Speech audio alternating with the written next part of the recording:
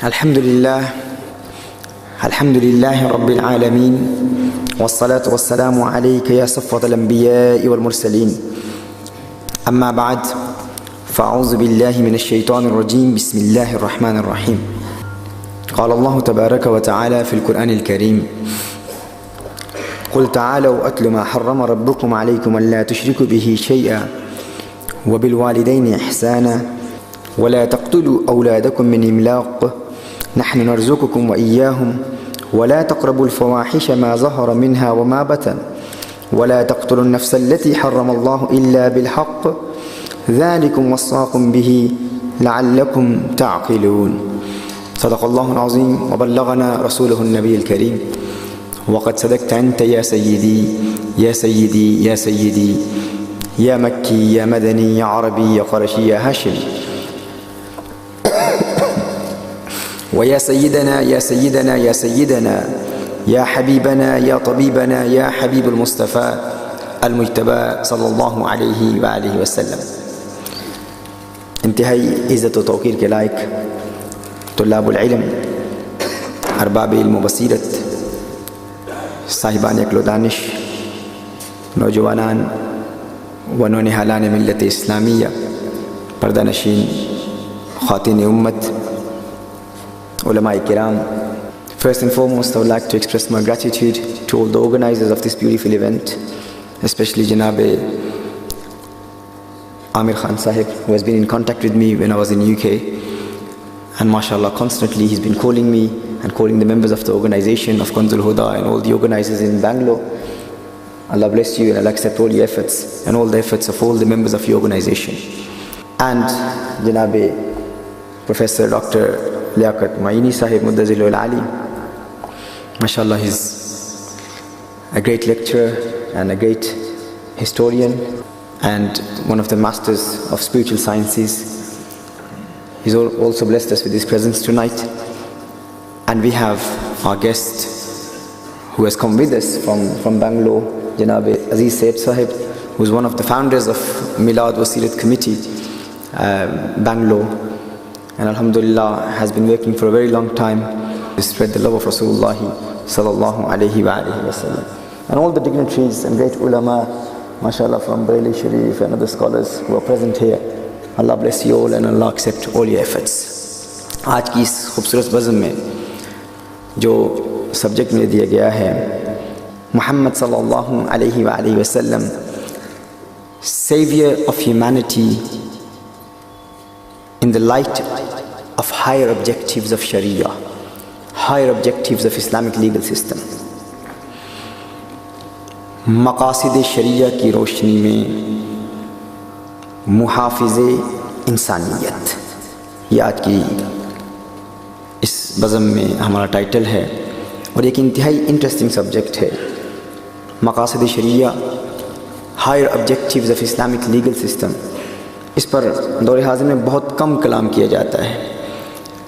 آج کی اس مجلس میں انشاءاللہ تعالی ہم کوشش کریں گے کہ دین اسلام کے وہ مقاصد جن سے ویسٹرن ورلڈ میں پوری دنیا نے فائدہ حاصل کیا، ہر چند کی ہم دیکھ رہے ہیں کہ مقاصد الشریعہ پر ویسٹرن تھنکرز یا مستشرقین جنہوں نے بہت کلام کیا، بہت تحقیق کی، وہ اوپنلی اس پر کلام نہیں کرتے.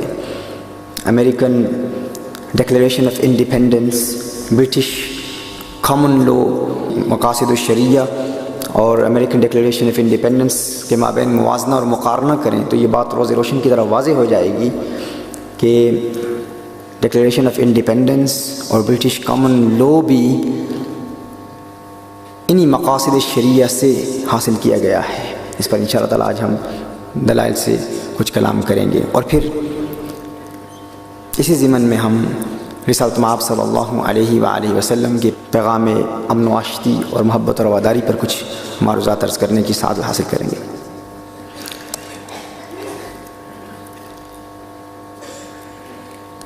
رسالت مآب صلی اللہ علیہ وآلہ وسلم کے حوالے سے آج پورے عالم میں جو کچھ کہا جا رہا ہے یہ کسی سے مخفی نہیں ہے، ہم سب جانتے ہیں. الیاذ باللہ، a prophet of terrorism, a militant prophet, an oppressor، اس قسم کے الفاظ بھی حضور اکرم صلی اللہ علیہ وآلہ وسلم کے لیے استعمال کیے جاتے ہیں، اگرچہ اس چیز کا حقیقت سے کوئی تعلق نہیں ہے۔ رسالت مآب صلی اللہ علیہ وآلہ وسلم نے انسانیت کو کیا دیا؟ حضور اکرم صلی اللہ علیہ وآلہ وسلم اگر رحمت للعالمین ہیں، تمام جہانوں کے لیے رحمت بنا کر بھیجے گئے ہیں، تو ہمارے لیے یہ جاننا ضروری ہے کہ حضور اکرم صلی اللہ علیہ وسلم نے مسلمانوں کو کیا دیا، غیر مسلموں کو رسالت مآب صلی اللہ علیہ وسلم سے کیا حاصل ہوا۔ حضور اکرم صلی اللہ علیہ وآلہ وسلم کے دشمنوں کے لیے حضور اکرم صلی اللہ علیہ وسلم رحمت کیسے ہیں؟ یہود کے لیے حضور اکرم صلی اللہ علیہ وسلم رحمت کیسے ہیں؟ عیسائیت کے لیے حضور اکرم صلی اللہ علیہ وآلہ وسلم رحمت کیسے ہیں؟ اور پھر یہ دنیا، انسان تو پوجا حضور اکرم صلی اللہ علیہ وسلم، نباتات، جمادات، شجرات، حیوانات، ملائکہ، کائنات کے ذرے ذرے کے لیے رحمت بنا کر بھیجے گئے۔ رائٹس آف ویمن پر بہت کلام کیا جاتا ہے، اور کہا جاتا ہے کہ حضور اکرم صلی اللہ علیہ وسلم نے علیہ باللہ کچھ ایسے قوانین اور اصول و ضوابط دیے جس کی وجہ سے ویمن رائٹس کو ڈیمینش کیا گیا۔ حضور اکرم صلی اللہ علیہ وسلم کی آمد سے قبل اگر ہم مختلف معاشروں پر غور کریں، مختلف تہذیبوں پر غور کریں، بیبلونین سویلائزیشن میں اگر کوئی شخص کسی کو قتل کرتا تو بدلہ اس سے نہ لیا جاتا، اس کی زوجہ سے لیا جاتا۔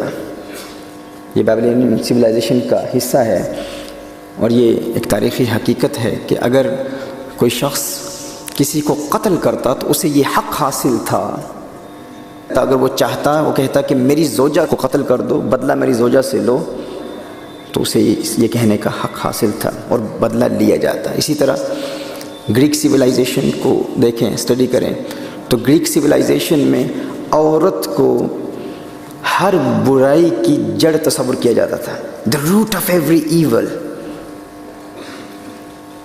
حضور اکرم صلی اللہ علیہ وسلم کی آمد سے قبل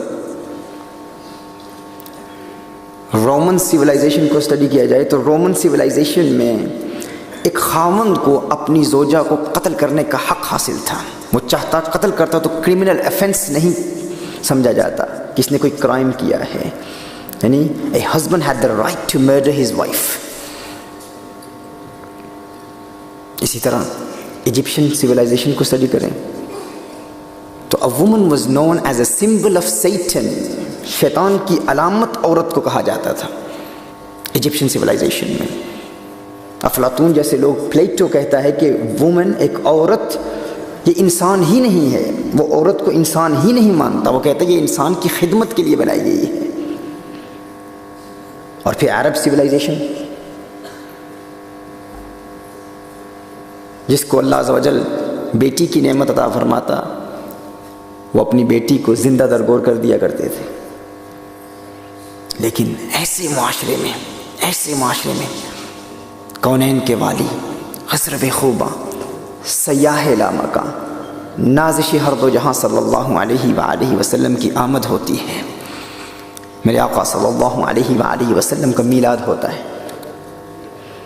اور حضور اکرم صلی اللہ علیہ وسلم کے دور میں ایک واقعہ ہے کہ دو بیٹوں نے اپنی والدہ کو مارکیٹ میں جا کر بیچ دیا۔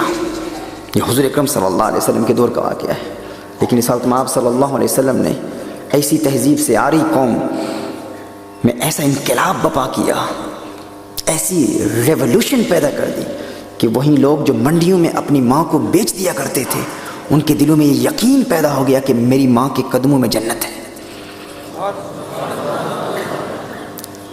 یہ وہ ریولوشن ہے۔ کیرن آرمسٹرانگ ایک فیمس برٹش ہسٹورین ہے، عیسائی ہے، آکسفورڈ سے اس نے گریجویشن کی، اور ویسٹرن دنیا میں ایک بہت بڑا نام ہے کیرن آرمسٹرانگ۔ وہ کہتی ہے کہ میں انٹلیکچولی افینڈیڈ ہوں۔ اس نے ایک کتاب لکھی ہے، محمد صلی اللہ علیہ وسلم دا پروفٹ آف آور ٹائم، محمد صلی اللہ علیہ وسلم دا پروفٹ آف آور ٹائم، حضور اکرم صلی اللہ علیہ وسلم کے متعلق کہ حضور ہمارے دور کے نبی ہیں، ہمارے دور کے نبی ہیں۔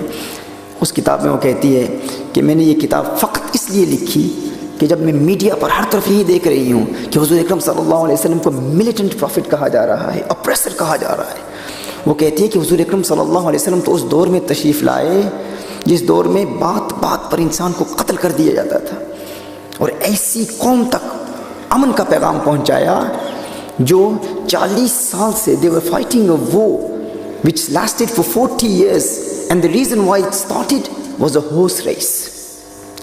A war that started on the basis of a horse race lasted for 40 years, and thousands of people were assassinated because of that war. ایک ایسی قوم ایک چھوٹے سے اختلاف کی بنیاد پر لوگوں کو قتل کر دیا کرتی تھی، اور 40 سال تک ان کی جنگ جاری رہتی تھی. حضور اکرم صلی اللہ علیہ وسلم نے ایسی قوم میں محبت اور مساوات کا پیغام عام کر دیا.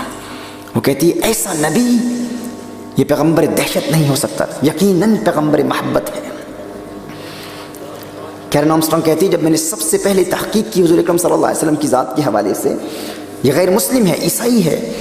وہ کہتی ہے کہ آکسفورڈ یونیورسٹی میں ہمارے لیے ایک معیار ہے کہ ہم اگر کسی پر تحقیق کریں تو ہمیں اس پکچر کی دونوں سائڈز کو دیکھنا ہمارے لیے ضروری ہوتا ہے، اور ہمیں پہلے ٹرین اسی طرح کیا جاتا ہے کہ اگر کسی شخصیت پر کچھ کلام کریں، کسی کی بایوگرافی لکھیں، تو ہماری ٹریننگ شروع سے ایسے ہی ہوتی ہے کہ ہمیں پہلے تیار ہونا پڑتا ہے، اپنا اپینین چینج کرنے کے لیے ہمیں تیار رہنا ضروری ہوتا ہے. اس نے کہا کہ میں نے اخلاص کے ساتھ ایک اوپن مائنڈ کے ساتھ میں نے حضور اکرم صلی اللہ علیہ وسلم کو اسٹڈی کیا، اور جب اسٹڈی کیا تو اس وقت آئی واز انٹلیکچولی افینڈیڈ. وہ کہتی ہے میں انٹلیکچولی افینڈیڈ تھی کہ حضور اکرم صلی اللہ علیہ وسلم کے متعلق ایسا کلام کیا جا رہا ہے، اور اس بنیاد پر اس نے یہ کتاب لکھی. اس سے یہ بات روز روشن کی طرح واضح ہو جاتی ہے کہ کوئی شخص حضور اکرم صلی اللہ علیہ وآلہ وسلم کی سیرت کو خلوص سے پڑھے تو کبھی یہ نہیں کہے گا حضور اکرم صلی اللہ علیہ وسلم علیہ باللہ دہشت کا پیغام لے کر آئے ہیں. آج کی اس نشست میں ہم قرآن کریم کی چند آیات پر بھی کلام کریں گے جس پر مستشرقین نے بہت بحث کی ہے. میڈیا پر انہی آیات کا علیہ باللہ ان کی باطل تعویلات کو پیش کیا جاتا ہے. حضور اکرم صلی اللہ علیہ وسلم کی تعلیمات کے حوالے سے ایک غیر مسلم، ایک کرسچن جو ایمان لایا، اس سے پوچھا گیا کہ تیرے ایمان لانے کی وجہ کیا ہے؟ کس چیز نے تجھے حضور اکرم صلی اللہ علیہ وسلم کی ذات سے اتنا قریب کر دیا کہ تو نے کرسچینٹی سے توبہ کر لی اور تو نے اسلام کو قبول کر لیا؟ اس نے کہا کہ حضور اکرم صلی اللہ علیہ وآلہ وسلم کی سیرت کا ایک واقعہ ہے، فقط ایک واقعہ. میں نے وہ واقعہ اسٹڈی کیا تو میری آنکھوں سے اشکوں کی برسات جاری ہو گئی. وہ کہتا اس وقت میں غیر مسلم تھا، نن مسلم تھا، لیکن اس ایک واقعے نے میرے دل میں انقلاب برپا کر دیا. وہ کیا تھا؟ سماعت فرمائیے. حضور اکرم صلی اللہ علیہ وآلہ وسلم اپنے صحابہ کرام علیہم رضوان کے ساتھ بیٹھے ہوئے مسجد نبوی شریف میں، ایک شخص حضور کی بارگاہ میں حاضر ہوتا ہے، عرض کرتا ہے یا رسول اللہ صلی اللہ علیہ وسلم 3 دن سے میرا بیٹا گم شدہ ہے، ننھا بیٹا. 3 دن سے میں نے اپنے بیٹے کو نہیں دیکھا. اس کی ماں بھی پریشان ہے، میں بھی پریشان ہوں. 3 دن سے ماں نے کچھ کھایا نہیں ہے، کچھ پیا نہیں ہے، رات کو نیند نہیں آتی. ہم بیٹے کو تلاش کر رہے ہیں. یا رسول اللہ صلی اللہ علیہ وسلم آپ دعا کیجئے، آپ کی دعا کی برکت سے میرا بیٹا مجھے مل جائے. حضور اکرم صلی اللہ علیہ وآلہ وسلم نے دعا کا ارادہ ہی کیا تھا. تیری دعا نہ اثر سے کبھی ملول ہوئی، ادھر زبان سے نکلی ادھر قبول ہوئی. حضور اکرم صلی اللہ علیہ وسلم کے ایک صحابی فوراً کھڑے ہو جاتے ہیں. وہ کہتے ہیں یا رسول اللہ صلی اللہ علیہ وسلم اس کے بیٹے کو ابھی میں نے مدینہ المنورہ میں مسجد نبوی شریف کے قریب ایک باغ ہے، اس باغ میں دیکھا ہے، وہ کچھ بچوں کے ساتھ کھیل رہا ہے. وہ فوراً کھڑا ہو جاتا ہے، بے قابو ہو جاتا ہے، بھاگ کر جاتا ہے اپنے بچے کو تلاش کرنے کے لیے.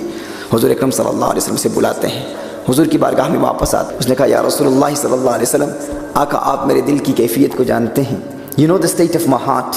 3 دن ہو گئے یا رسول اللہ صلی اللہ علیہ وسلم اپنے بیٹے کو دیکھا نہیں ہے، اس کی ماں پریشان ہے، میں پریشان ہوں. جو ہی یہ صحابی انہوں نے اطلاع دی کہ میرا بیٹا مدینہ المنورہ میں ایک باغ میں کھیل رہا ہے بچوں کے ساتھ، تو میں تحکم کھو بیٹھا، بے قابو ہو گیا، اپنے اوپر قابو نہ پا سکا، اور اسی لیے اپنے بیٹے کو دیکھنے کے لیے میں یہاں سے جا رہا تھا. یا رسول اللہ صلی اللہ علیہ وسلم آپ میرے دل کی کیفیت کو سمجھ سکتے ہیں. حضور اکرم صلی اللہ علیہ وسلم نے ارشاد فرمایا بلانے کا ایک مقصد تھا، ایک ریزن تھی، میں نے اس لیے تجھے بلایا. حضور اکرم صلی اللہ علیہ وسلم نے ارشاد فرمایا جب تو اپنے بیٹے کو دیکھے گا تو اسے بیٹا کہہ کے نہ پکارنا، ابنی نہ کہنا، اسے نام سے پکارنا، اس کا جو بھی نام ہے اس نام سے پکارنا، یہ نہ کہنا میرے بیٹے۔ اس نے کہا یا رسول اللہ صلی اللہ علیہ وسلم اس کی حکمت کیا ہے، وزڈم کیا ہے؟ اب غور کیجئے، یہ وہ جملہ ہے جس کی وجہ سے ایک غیر مسلم ایمان لا چکا ہے۔ مثال تم آپ صلی اللہ علیہ وسلم کی عظمتوں کے ترانے الاپ رہا ہے، ایک جملہ، وہ کیا تھا؟ اس نے پوچھا یا رسول اللہ صلی اللہ علیہ وسلم اس کی حکمت کیا ہے، میں کیوں نہ اسے بیٹا کہوں؟ حضور اکرم صلی اللہ علیہ وآلہ وسلم نے ارشاد فرمایا 3 دن سے تو نے اپنے بیٹے کو دیکھا نہیں ہے، اب جب اچانک تو اپنے بیٹے کو دیکھے گا تو تیرے کلام میں بلا کی مٹھاس ہوگی، اس قدر پیار ہوگا، تو جب انتہائی پیار سے اپنے بیٹے کو پکارے گا، ہے میرے لختے جگر، ہے میرے چاند، ہے میری آنکھوں کے تارے، ہے میرے پیارے، ہے میرے بیٹے، تو مجھ محمد کو یہ اندیشہ ہے کہ کہیں ان بچوں میں کوئی یتیم نہ ہو، وہ جو باقی بچے کھیل رہے ہیں ان میں کوئی یتیم اگر ہوا تو اس یتیم کو تکلیف ہوگی اور وہ کہے گا کاش میرا باپ بھی زندہ ہوتا، کہتا ہے میرے بیٹے، ہے میرے پیارے۔ اس لیے میں کہہ رہا ہوں کہ بیٹا گھر جا کے کہہ لینا، لاڈ گھر جا کر لینا، پیار کا اظہار گھر جا کر لینا، ان بچوں کے سامنے نام سے پکارنا۔ وہ غیر مسلم کہتا ہے حضور اکرم صلی اللہ علیہ وسلم کا فقط یہ ایک جملہ تھا جس نے میرے دل کی کایا پلٹ دی اور مجھے یقین ہو گیا یہ پیغمبر امن ہے، جسے لوگوں کے اولاد کے دل میں پیدا ہونے والے خیالات کا احساس ہو، ان کے دلوں کی کیفیات کا احساس ہو، وہ پیغمبر دہشت نہیں ہو سکتا، وہ یقیناً پیغمبر امن و آشتی اور محبت اور وفاداری ہے صلی اللہ علیہ وآلہ وسلم۔ محترم احبہ، یقیناً مسکنسٹرو کیا گیا ہے قرآن کریم کی آیات کو، یقیناً رسالت آپ صلی اللہ علیہ وسلم کی تعلیمات کو غلط طور پر میڈیا میں پھیلایا گیا ہے۔ حضور اکرم صلی اللہ علیہ وسلم ہم سے محبت کرتے ہیں اور تمام کے لیے رحمت بنا کر بھیجیں گے۔ حضور اکرم صلی اللہ علیہ وسلم کی رحمت مقید نہیں ہے کہ ایک مرتبہ رسالت آپ صلی اللہ علیہ وسلم نے اپنے صحابہ سے ارشاد فرمایا ہے میرے صحابہ تمہارے نزدیک سب سے عجیب ایمان کس کا ہے؟ صحابہ عرض کرتے ہیں یا رسول اللہ صلی اللہ علیہ وسلم ہمارے نزدیک سب سے عجیب ایمان تو ملائکہ کا ہے، فرشتوں کا ہے۔ حضور نے ارشاد فرمایا وما لهم لا يؤمنون وهم عند ربهم، ان کے ایمان میں کیا عجیب بات ہے؟ افضلیت کی بات نہیں ہو رہی، عجیب، یونیکنس۔ حضور نے ارشاد فرمایا ملائکہ وہ تو اپنے رب کے نزدیک ہیں، رب کے قریب ہیں، ان کے ایمان میں کیا عجیب بات ہے؟ تو صحابہ عرض کرتے ہیں یا رسول اللہ صلی اللہ علیہ وسلم پھر ہمارے نزدیک انبیاء کا ایمان سب سے عجیب ہے، انبیاء کا ایمان سب سے عجیب ہے۔ حضور نے ارشاد فرمایا ان پر تو اللہ کی وحی نازل ہوتی ہے، ان کے ایمان میں کون سی عجیب بات ہے؟ صحابہ عرض کرتے ہیں یا رسول اللہ صلی اللہ علیہ وسلم پھر ہمارا ایمان سب سے عجیب ہے۔ فنحن یا رسول اللہ صلی اللہ علیہ وسلم، حضور اکرم صلی اللہ علیہ وآلہ وسلم نے ارشاد فرمایا تم تو میرا چہرہ والضحیٰ خود دیکھتے ہو، تم تو میرا حسن دیکھتے ہو، تو تمہارے ایمان میں کون سی عجیب بات ہے؟ تو صحابہ کرام علیہم رضوان عرض کرتے ہیں یا رسول اللہ صلی اللہ علیہ وسلم پھر آپ خود ارشاد فرما دیں کہ سب سے عجیب ایمان کس کا ہے؟ حضور اکرم صلی اللہ علیہ وسلم کی حدیث کا مفہوم عرض کرتا ہوں۔ رسالت مآب صلی اللہ علیہ وآلہ وسلم نے ارشاد فرمایا میرے نزدیک سب سے عجیب ایمان میرے ان عاشقوں کا ہے، ان دیوانوں کا ہے، گویا کہ فرما رہے ہیں جو 1400 سال بعد آئیں گے، علی گڑھ مسلم یونیورسٹی میں میری عظمتوں کے ترانے الاپیں گے، جنہوں نے مجھے کبھی دیکھا بھی نہیں ہوگا لیکن میری ایک جھلک دیکھنے کے لیے اپنی جان، مال اور اولاد قربان کرنے کے لیے تیار ہو جائیں گے۔ میرے نزدیک سب سے یونیک ایمان ان عاشقوں کا ہے صلی اللہ علیہ وآلہ وسلم۔ حضور ہم سے پیار کرتے ہیں، ہر ایک سے پیار کرتے ہیں، اور حضور اکرم صلی اللہ علیہ وآلہ وسلم کو اللہ جل وعلا نے مستقبل کا علم عطا فرمایا ہے۔ وعلمک ما لم تکن تعلم وکان فضل اللہ علیک عظیما۔ اس ماں کی عمومیت میں اتنی وسعت ہے، یہ عام مخصوص البعض نہیں ہے، اس میں کوئی تخصیص مخصص نہیں ہے۔ حضور اکرم صلی اللہ علیہ وسلم ہر وہ چیز جس کا وہ علم نہیں رکھتے تھے اللہ جل وعلا نے ہر چیز کا علم عطا فرما دیا۔ تو محترم احبہ حضور دیکھ رہے ہیں کہ آج جب دین دشمن عناصر دین اسلام کی تعلیمات پر انگشت تنقید اٹھا رہے ہیں اور زبانیں تان دراز کرتے ہوئے حضور اکرم صلی اللہ علیہ وسلم کی ذات پر اٹیکس ہو رہے ہیں، تو یہ ہم پر فرض ہے اگر وہ ہم سے پیار کرتے ہیں تو ہم بھی حضور اکرم صلی اللہ علیہ وسلم سے وفاؤں کا اظہار کرتے ہوئے رسالت مآب صلی اللہ علیہ وسلم کی سیرت کا مطالعہ کریں، اور حضور اکرم صلی اللہ علیہ وآلہ وسلم کی صحیح پیاری تعلیمات کا پرچار پورے عالم میں کریں. ہم پر فرض ہے اور اس پر آخرت میں مواخذہ ہوگا. ہمیں دنیا کے متعلق ہر چیز کا علم ہوتا ہے. کسی سیلیبریٹی کے متعلق پوچھا جائے ہم اس کے متعلق سب کچھ جانتے ہیں. کسی مووی ایکٹر کے متعلق پوچھا جائے اس کی تمام ہسٹری کا ہمیں علم ہوتا ہے. کسی فٹ بالر یا کرکٹ پلیئر کے بارے میں ہمیں پوچھا جائے ہم ہر ٹیم کے فٹ بالرز کے نام جانتے ہیں, ان کی ہسٹری کو جانتے ہیں, وہ کہاں پیدا ہوا, اس کی عمر کیا ہے, سب کچھ ہمیں پتہ ہوتا ہے. لیکن کوئی ہم سے پوچھے کہ حضور اکرم صلی اللہ علیہ وسلم کے بیٹے کتنے ہیں تو ہمیں علم نہیں ہوتا. کوئی ہم سے پوچھے حضور اکرم صلی اللہ علیہ وسلم کی بیٹیاں کتنی ہیں تو ہمیں ان کے نام تک کا علم نہیں ہوتا. کوئی پوچھے عشرہ مبشرہ صحابہ, ہمیں ان کے نام کا علم نہیں ہوتا. تو محترم بھائی ضروری ہے ہم علم بھی حاصل کریں, اس وقت میں آپ صلی اللہ علیہ وسلم کی سیرت کا مطالعہ بھی کریں اور اس کے ساتھ ساتھ حضور اکرم صلی اللہ علیہ وآلہ وسلم کی ذات پر کیے جانے والے اعتراضات کا جواب بھی دیں. آئیے قرآن کریم کی جس آیہ مبارکہ کو سرنامہ سخن کی حیثیت سے تلاوت کرنے کا شرف حاصل ہوا, اس میں مقاصد الشریعہ کو بیان کیا گیا ہے. امام جوینی امام الحرمین ایک عظیم اسکالر وہ گزرے ہیں, امام شاطبی اور امام غزالی رحمہ اللہ, ان تمام نے قرآن کریم کی اس آیہ مبارکہ قل تعالوا اتل ما حرم ربکم علیکم الا تشرکوا به شیئا وبالوالدین احسانا ولا تقتلوا اولادکم من املاک نحن نرزقكم واياهم ولا تقربوا الفواحش ما ظهر منها وما بطن ولا تقتلوا النفس التي حرم الله الا بالحق ذلكم وصاكم به لعلكم تعقلون. قرآن کریم کی سورہ انعام کی آیہ نمبر 151 اور 152 اس سے استنباط کیا ہے کہ شریعت مطہرہ کے 5 بنیادی مقاصد ہیں, ضروری مقاصد ہیں. اسلامک لیگل سسٹم میں ضروری مقاصد 5 ہیں. یہ آج کی اس محفل میں اس لیے بیان کر رہا ہوں تاکہ مستقبل میں کوئی شخص ہمارے نوجوانوں کو اپنی بھٹی کا ایندھن بنانے کے لیے, دہشت گردی میں ملوث کرنے کے لیے, خودکش حملوں پر آمادہ کرنے کے لیے اقتلوا المشرکین کل آل دی نان مسلمز ایسی آیات کی باطل تعویلات پیش کرتے ہوئے کسی کو گمراہ کرنے میں کامیاب نہ ہو, اس لیے بیان کر رہا ہوں. اور ان مقاصد میں سے سب سے پہلا مقصد کیا ہے؟ حفظ النفس, پروٹیکشن آف لائف. شریعت مطہرہ کا سب سے پہلا اس کی 3 قسمیں ہیں, ایک ضروریات ہیں, پھر حاجیات ہیں, پھر کمالیات و تحسینیات ہیں. لیکن آج کی اس محفل میں فقط چند باتیں ضروریات پر کروں گا. شریعت مطہرہ کے ضروری مقاصد میں سے سب سے پہلا مقصد کیا ہے؟ حفظ النفس. اسلامک لیگل سسٹم انسانی جان کو پروٹیکشن مہیا کرتا ہے. حفظ النفس. آپ میرے بعد ایک مرتبہ یہ جملہ آپ ریپیٹ کر لیں. اسلامک لیگل سسٹم کا شریعت مطہرہ کے مقاصد میں سب سے بنیادی مقصد کیا ہے؟ حفظ النفس. اور اس کا مطلب کیا ہے؟ Protection of human life. دوسرا حفظ الدین, protection of one's religion. تیسرا بنیادی مقصد حفظ العقل, protection of intellect and sanity. حفظ العقل, protection of intellect and sanity. عقل کا تحفظ. اسلام عقل کو پروٹیکشن دیتا ہے, یعنی ہر وہ چیز جو انسان کی عقل کو برباد کر دے اسلام نے اس کو حرام قرار دیا ہے. وہ ڈرگز ہوں, الکحل ہو, ایسی جتنی بھی چیزیں انسان کی عقل کو برباد کر دیتی ہیں, یہ شریعت مطہرہ میں ان چیزوں کی حرمت کے پیچھے مقصد ہے. پھر اس مقصد کے مراتب ہیں. پہلا اسلامک لیگل سسٹم میں سب سے پہلا مقصد کیا ہے؟ ذرا زور سے بولیے. سب احباب بولیں گے تو انشاءاللہ تعالی میں بھی بولتا رہوں گا.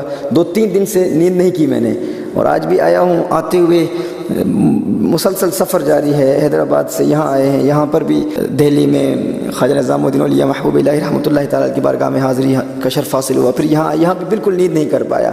تو انشاءاللہ اگر آپ کا ذوق سماعت زندہ رہا تو میری نیت میں بھی کوئی تھکن محسوس نہیں کریں گے. تو آپ ریپیٹ کرتے رہیں گے تو میں محسوس کروں گا کہ یہ ایک جدید موضوع تو قدیم ہے, پرانا ہے, لیکن اس کا جو لنک آج دور حاضر میں آج ہمارے معاشرے سے وہ بڑا اہم ہے. تو اسلامک مقاصد میں سے سب سے پہلا مقصد حفظ النفس, دوسرا مقصد حفظ الدین, تیسرا حفظ العقل, چوتھا مقصد حفظ النسل. اسلام پرووائڈز پروٹیکشن ٹو نسل, ٹو پروجنی. یہ جو پورا ہمارا فیملی سسٹم ہے, اسلام میں ایک مستقل ادارہ ہے. ہر وہ چیز جو فیملی سسٹم کو ختم کر دے اسلام نے اس کو حرام قرار دیا ہے. وہ کسی غیر محرم سے علیہ باللہ حرام تعلقات ہوں یا پورنوگرافی ہو، حرام دیکھنا، ہر وہ چیز جو شریعت مطہرہ نے حرام قرار دی اس کو دیکھنا، اور وہ تمام چیزیں جو انسان کو اس طرف راغب کریں ان کو بھی اسلام نے حرام قرار دیا ہے۔ پھر اسلام میں اولاد کی تربیت کے حوالے سے جتنے بھی قوانین ہیں یہ حفظ النسل کے تحت آتے ہیں۔ پروٹیکشن آف پروجنی، اولاد نسل کی پروٹیکشن، یہ اسلام کے مقاصد میں سے ایک اہم مقصد ہے۔ پہلا مقصد کیا ہے؟ حفظ النفس، دوسرا مقصد حفظ الدین، تیسرا حفظ العقل، چوتھا مقصد کیا ہے؟ حفظ النسل، پانچواں مقصد ہے حفظ المال، protection of one's wealth and property، protection of one's wealth and property، حفظ المال۔ یہ 5 بنیادی مقاصد ہیں۔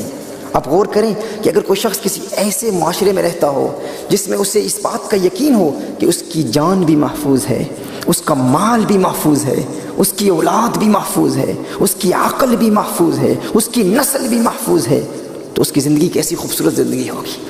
یہ حضور اکرم صلی اللہ علیہ وسلم کا عطا کردہ حکم ہے، عطا کردہ نظام ہے، اور یہ شریعت مطہرہ کے ہر حکم میں یہ موجود ہے۔ حفظ النسل، حفظ العقل، حفظ الدین۔ اگر کسی کو اپنے دین پر، جس دین سے اس کا تعلق ہو، آزادی حاصل ہو، وہ آزادی سے اپنے دین پر عمل کر سکتا ہو اور کوئی رکاوٹ نہ ہو، کوئی ہرڈل نہ ہو، کوئی obstacle نہ ہو، تو اس کی زندگی کیسی خوبصورت زندگی ہوگی۔ اسے یہ حق حاصل ہے حفظ المال، وہ پوزیسر ہے اپنے مال کا، جو بھی اس کا مال ہے، اس کی پراپرٹی ہے، اس کی لینڈ ہے، کسی کو حق حاصل نہیں کہ وہ اس کی لینڈ پر قابض ہو۔ اگر ایسا معاشرہ ہمیں مل جائے تو کیسا خوبصورت معاشرہ ہوگا۔ یورپین کنٹریز میں 1850 کے بعد عورت کو کسی لینڈ کی پوزیشن کا حق 1850 میں ملا۔ ریسنٹلی عورت کو کسی پراپرٹی اور کسی لینڈ کی پوزیشن اور اونرشپ کا حق حاصل نہیں تھا، لیکن کونین کے والی صلی اللہ علیہ وسلم نے 1400 سال پہلے یہ حق عورت کو عطا فرما دیا۔ حفظ المال، پروٹیکشن آف ویلتھ، یہ 5 بنیادی مقاصد ہیں شریعت مطہرہ کے۔ محترم احبہ، ان مقاصد کو سمجھنے کے لیے مزید بہت تفصیل سے کلام کیا جا سکتا ہے۔ ایک ایگزامپل میں پیش کرتا ہوں تاکہ آپ کسی حد تک ان مقاصد کو سمجھ لیں۔ شریعت مطہرہ میں یہاں پر بڑی تعداد میں علماء کرام موجود ہیں اور یہ ان اصطلاحات کو جانتے ہیں۔ میں بریفلی کوشش کروں گا کہ ان اصطلاحات کو عوامی زبان میں آپ کو سمجھانے کی کوشش کروں۔ یہ چونکہ کچھ ٹیکنیکل ٹرمینالوجی ہے، اس کو سمجھنا ہر فرد کے لیے ممکن نہیں ہوتا، لیکن آسان اگزامپل کے ساتھ میں سمجھاؤں گا تاکہ فیوچر میں کوئی غیر مسلم آپ پر اعتراض کرے۔ سورہ توبہ میں اللہ ارشاد فرماتا ہے اقتلوا المشرکین کل آل دی نان مسلمز۔ اب قرآن میں ہے، قرآن کریم کی فقط اسی آیت کو پڑھ کر لوگ دہشت گردوں کی تنظیموں کے ساتھ وابستہ ہو جاتے ہیں۔ کیوں؟ کیونکہ وہ صوفیاء کی تعلیمات سے دور ہیں۔ اللہ جل وعلا قرآن کریم میں ارشاد فرماتا ہے لا ریب فیہ ھدی للمتقین، قرآن میں کوئی شک نہیں اس حال میں کہ یہ ہدایت ہے متقین کے لیے۔ اب ہمارے پاس بے شمار نوجوان برطانیہ میں، یو کے میں ایسے آتے ہیں، وہ کہتے ہیں یہ دیکھیے قرآن میں اللہ ارشاد فرماتا ہے کل آل دی نان مسلمز۔ اگر ہم کسی نان مسلم سوسائٹی میں رہتے ہیں جہاں پر غیر مسلم بھی ہیں اور مسلمان بھی ہیں، تو قرآن کریم کی اس آیت کو پڑھ کر کتنے لوگ گمراہ ہو سکتے ہیں، اور یہ ممکن ہے، یہ پاسبل ہے۔ یضل بہ کثیرا ویہدی بہ کثیرا، سورہ بقرہ میں ہے۔ قرآن انسان کو گمراہ بھی کرتا ہے اور قرآن انسان کو گائیڈنس بھی مہیا کرتا ہے۔ یہ قرآن خود کہتا ہے یضل بہ کثیرا ویہدی بہ کثیرا، قرآن انسان کو گمراہ بھی کرتا ہے۔ بے شمار ایسے لوگ ہیں جو قرآن پڑھ کر گمراہ ہو جاتے ہیں، اور بے شمار ایسے ہیں جو قرآن پڑھ کر ہدایت کی راہوں کے راہی بن جاتے ہیں، ہدایت حاصل کرتے ہیں۔ اب سوال پیدا ہوتا ہے کہ وہ کون لوگ ہیں جو قرآن پڑھ کر گمراہ ہو جاتے ہیں، اور وہ کون لوگ ہیں جو قرآن پڑھ کر ہدایت حاصل کرتے ہیں؟ اللہ جل وعلا نے ارشاد فرمایا لا ریب فیہ، اس میں کوئی شک نہیں۔ کس میں کوئی شک نہیں؟ قرآن میں کوئی شک نہیں۔ لا ریب فیہ ھدی للمتقین، اس حال میں کہ یہ ہدایت ہے متقین کے لیے۔ فیہ، یہ جو جار مجرور ہے اس کا متعلق ثابتن میں جو ہوا ضمیر مرفوع محل المتصل، یہ ذل حال ہے۔ ھدن اس کا حال واقع ہو رہا ہے، اور یہ حال تعلیلیہ ہے۔ ھدن حال تعلیلیہ ہے، یعنی قرآن میں شک نہ ہونے کی دلیل یہ ہے کہ یہ متقین کو ہدایت دیتا ہے۔ قرآن میں شک نہ ہونے کی دلیل یہ ہے کہ یہ متقین کو ہدایت دیتا ہے۔ ہم جاننا چاہتے ہیں کہ قرآن کریم کی بعض آیات میں تعارض ظاہری طور پر نظر آ رہا ہے۔ ایک شخص قرآن پڑھ کے کہہ رہا ہے کہ غیر مسلم کو قتل کرنا حرام ہے، جس نے ایک جان کا قتل کیا اس نے تمام انسانیت کو قتل کیا۔ دوسرا کہہ رہا ہے، قرآن خود کہہ رہا ہے کہ غیر مسلموں کو قتل کرو۔ اب اپیرنٹلی ایک کنٹرڈکشن ہے، اپیرنٹلی ایک تعارض ہے۔ اب اس تعارض کا ازالہ ہم کیسے کریں، اس کو ایلیمینیٹ کیسے کریں؟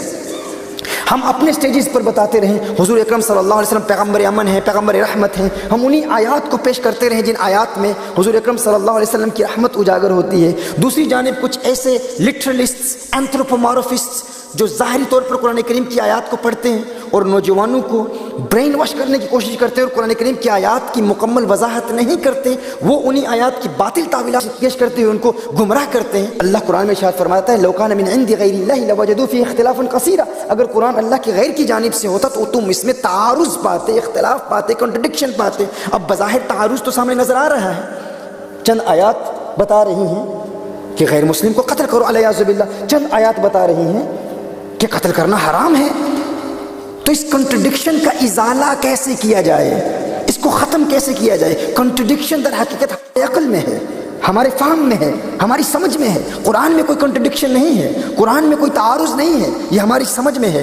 لیکن وہ کون لوگ ہیں جو قرآن پڑھ کر ہدایت حاصل کرتے ہیں، اور وہ کون لوگ ہیں جو قرآن پڑھ کر گمراہ ہو جاتے ہیں، یہ ہم جاننا چاہتے ہیں۔ قرآن ارشاد فرماتا ہے لا ریب فیہ، اس میں کوئی شک نہیں، لیکن شک تو پیدا ہو گیا نا۔ قرآن کہتا ہے کوئی شک نہیں، لیکن شک پیدا ہو گیا۔ Apparently there is a contradiction، apparently contradiction نظر آ رہی ہے۔ لیکن آئیے قرآن کریم کی اس آیت کو مکمل طور پر پڑھیں۔ اللہ فرماتا ہے لا ریب فیہ ھدی للمتقین، نہیں ہے اس میں کوئی شک اس حال میں کہ قرآن ہدایت ہے متقین کے لیے۔ اور مفسرین نے فرمایا متقین سے مراد اولیاء اللہ ہیں۔ متقین سے مراد کون ہیں؟ اولیاء اللہ ہیں۔ اولیاء اللہ کیوں ہیں؟ یا ایھا الذین آمنوا اتقوا اللہ وکونوا مع الصادقین، اللہ نے ارشاد فرمایا ہے ایمان والو تقوی اختیار کرو، تقوی اختیار کرو اور اولیاء اللہ کے قریب ہو جاؤ، اولیاء اللہ کی معیت اختیار کرو۔ ایک دوسری آیت میں فرمایا یا ایھا الذین آمنوا اتقوا اللہ وابتغوا الیہ الوسیلہ، ہے ایمان والو تقوی اختیار کرو اور اللہ کا قرب حاصل کرنے کے لیے وسیلہ تلاش کرو۔ اب یہاں کوشچن مارک ہے، اللہ ارشاد فرما رہے وسیلہ تلاش کرو، لیکن یہ وسیلہ کون لوگ ہیں؟ وسیلہ کیا ہے؟ کون ہے وسیلہ؟ یا ایھا الذین آمنوا اتقوا اللہ وابتغوا الیہ الوسیلہ۔ قرآن کریم کی اس آیت کو دیکھیے، یا ایھا الذین آمنوا اتقوا اللہ، ہے ایمان والو تقوی اختیار کرو، وابتغوا الیہ الوسیلہ، اور اللہ کے لیے، اللہ کا قرب حاصل کرنے کے لیے وسیلہ تلاش کرو۔ اب وسیلہ کیا ہے ہم نہیں جانتے، اور قرآن کی بعض آیات بعض کی تفسیر کرتی ہیں۔ دوسری آیت کو دیکھا، اس کی ترتیب بھی بالکل وہی ہے، یا ایھا الذین آمنوا اتقوا اللہ وکونوا مع الصادقین، ہے ایمان والو تقوی اختیار کرو اور اللہ کے ولیوں کا قرب حاصل کرو۔ تو آنسر مل گئی، وسیلہ کیا ہے؟ اللہ کے ولی ہیں۔ اب سوال یہ پیدا ہوتا ہے کہ اللہ جل وعلا نے قرآن کریم کی اس آیت میں یہ کیوں نہیں ارشاد فرمایا کہ علماء کا قرب اختیار کرو؟ یہاں یہ کیوں نہیں فرمایا وکونوا مع العلماء؟ اس لیے کہ ایک اصول ہے، ایک قانون ہے، یہ ممکن ہے کہ علم اور کفر جمع ہو جائیں، ایک شخص عالم بھی ہو اور غیر مسلم بھی ہو، یہ پاسبل ہے۔ ہمارے ہاں یو کے میں بے شمار ایسے اورینٹلسٹ مستشرقین ہیں جو علم فقہ کے ماہر ہیں، علم تفسیر کے ماہر ہیں، ماہرین فن ہیں، غیر مسلم ہیں، انگریز ہیں، لیکن قرآنی علوم کے ماہرین ہیں۔ تو عالم تو ہیں، ہر چند کہ ان کا علم وہ ان کو فائدہ نہیں پہنچاتا، لیکن عالم تو ہیں، وہ علم نافع نہیں ہے لیکن وہ عالم ہیں۔ تو یاد رکھیے ایک قانون ہے، علم اور کفر کا اجتماع ممکن ہے۔ ایک شخص میں یہ دو چیزیں جمع ہو سکتی ہیں، ایک شخص بیک وقت عالم بھی ہو سکتا ہے اور غیر مسلم بھی ہو سکتا ہے، یہ پاسبل ہے۔ ان العلم والکفر یجتمعان، علم اور کفر دونوں جمع ہو سکتے ہیں، لیکن یاد رکھیے ولایت اور کفر جمع نہیں ہو سکتے۔ یعنی ایسا نہیں ہوتا کوئی شخص ایک وقت میں، ایسا ہوتا ہے زید عالم بھی ہو اور غیر مسلم بھی ہو، یہ پاسبل ہے۔ یہ دونوں، ان کا آپس میں آگ اور پانی کا رشتہ نہیں ہے، یہ دونوں ایک شخص میں جمع ہو سکتے ہیں، ایک فرد میں جمع ہو سکتے ہیں، لیکن ایسا نہیں ہے کہ کوئی ولی بھی ہو اور کافر بھی ہو، ولی بھی ہو اور غیر مسلم بھی ہو، ایسا نہیں ہو سکتا۔ کیوں؟ کیونکہ اگر کوئی غیر مسلم ولی بن جائے تو ولایت اس کے کفر کو ختم کر دے گی. اگر کوئی غیر مسلم ولی بن جائے تو ولایت اس کے کفر کو ختم کر دے گی. اگر کوئی ولی غیر مسلم ہو جائے تو وہ کفر اس کی ولایت کو ختم کر دے گا. بیک وقت کوئی شخص ولی اور غیر مسلم نہیں ہو سکتا، ایسا نہیں ہے، لیکن ایک شخص بیک وقت عالم اور غیر مسلم ہو سکتا ہے، یہ ممکن ہے. بے شمار اگزامپلز ہیں ہمارے پاس. تو اللہ جل وعلا نے جب قرآن کریم میں ارشاد فرمایا لا ریب فیہ ھدی للمتقین، اس میں کوئی شک نہیں اس حال میں کہ یہ ہدایت ہے متقین کے لیے، تو اللہ جل وعلا ارشاد فرما رہا ہے اگر تم ذہنی ارتباک اور خلش کا شکار ہو، ذہنی الجھن کا شکار ہو، ہر طبقے کے لوگ قرآن کریم کی آیات پیش کر رہے ہیں، وہ بھی پیش کر رہے ہیں آیات قرآنیہ، وہ کہتے ہیں غیر مسلم کا قتل کرنا جائز ہے، دوسرا طبقہ کہہ رہا ہے غیر مسلم کا قتل کرنا حرام ہے، ناجائز ہے. تو اب ہم کیسے سمجھیں کون حق کی تعلیم دے رہا ہے اور کون باطل پھیلا رہا ہے؟ تو اللہ جل وعلا نے واضح فرما دیا اگر آیات قرآنیہ کے حوالے سے تم کسی ذہنی خلش اور الجھن کا شکار ہو، ہم کہتے ہیں فلاں کے پاس بہت زیادہ علماء ہیں، انہوں نے بے شمار علماء تیار کیے، وہ غلط کیسے ہو سکتے ہیں؟ بھائی ان کے مدارس میں جائیں، ان کی انسٹیٹیوٹس میں جائیں، بے شمار شیخ الحدیث ہیں، بے شمار مفسرین قرآن ہیں، بے شمار علماء ہیں، محققین ہیں، علم صرف کے ماہر، علم نحو کے ماہر، علم تفسیر کے ماہر، علم حدیث کے ماہر، اور بڑے بڑے خطیب، بڑے بڑے علماء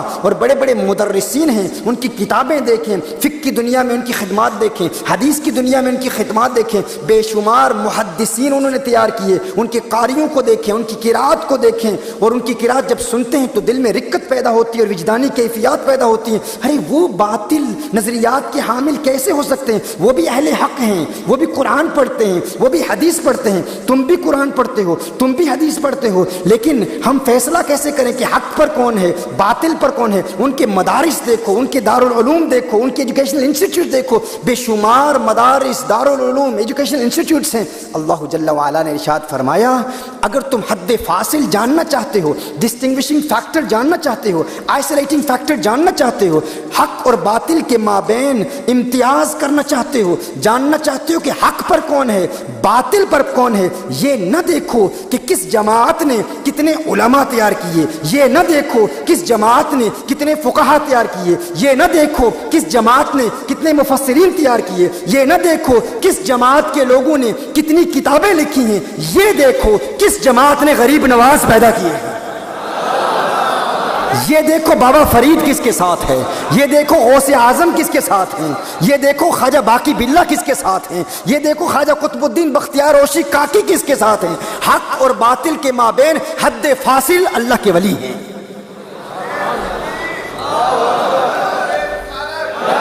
لا ریب فیہ ھدی للمتقین کا یہی معنی ہے.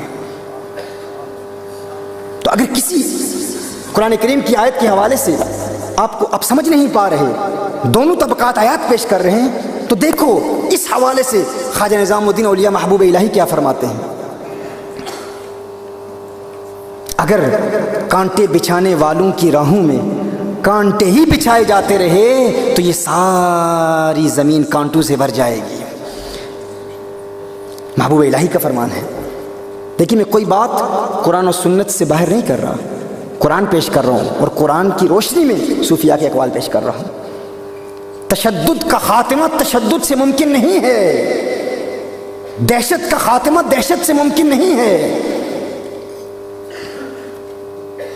آگ کو آگ سے نہیں بجھایا جا سکتا. آگ کو بجھانے کا طریقہ فقط ہمارے صوفیہ جانتے ہیں، یہ ہمارے صوفیہ جانتے ہیں. یہ علم اللہ نے صوفیہ کو عطا فرمایا ہے. اگر آگ کو بجھانا چاہتے ہو، تشدد اور دہشت گردی کی آگ کو بجھانا چاہتے ہو، تو صوفیہ کی بارگاہ میں زانو تلمس طے کرو، ان کے قریب ہو جاؤ اور وہ آپ کو بتائیں گے کہ کس طرح دہشت کی آگ کو امن و عاشقی اور محبت اور رواداری کے پانی سے بجھایا جا سکتا ہے.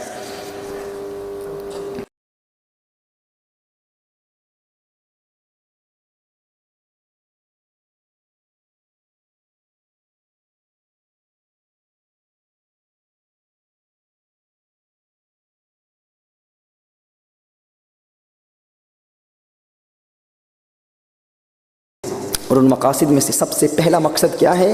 حفظ النفس، پروٹیکشن آف لائف.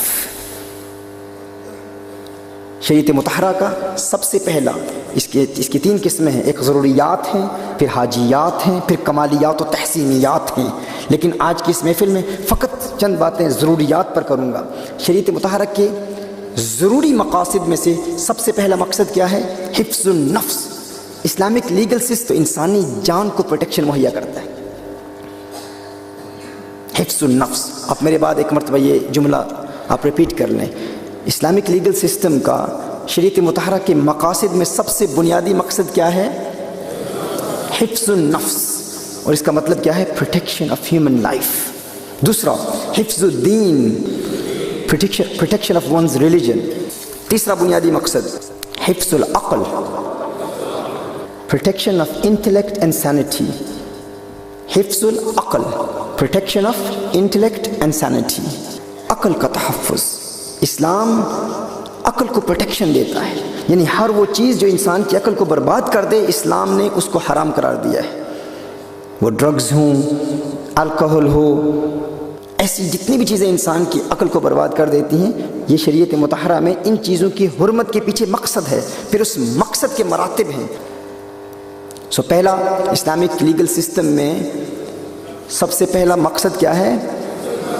ذرا زور سے بولیے، سب احباب بولیں گے تو انشاءاللہ تعالیٰ میں بھی بولتا رہوں گا۔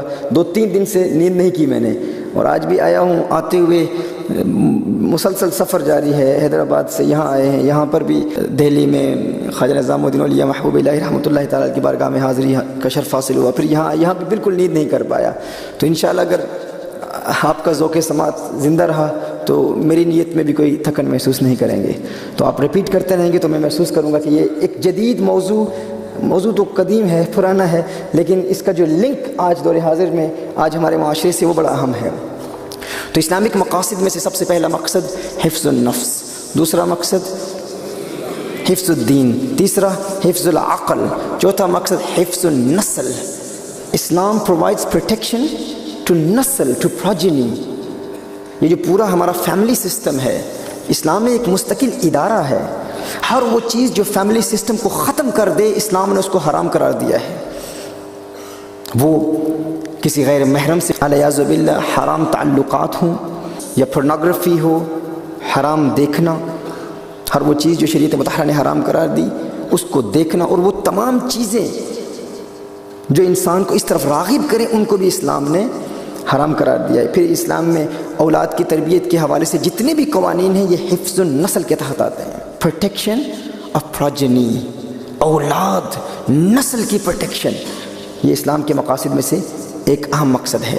پہلا مقصد کیا ہے؟ حفظ النفس، دوسرا مقصد حفظ الدین، تیسرا حفظ العقل، چوتھا مقصد کیا ہے؟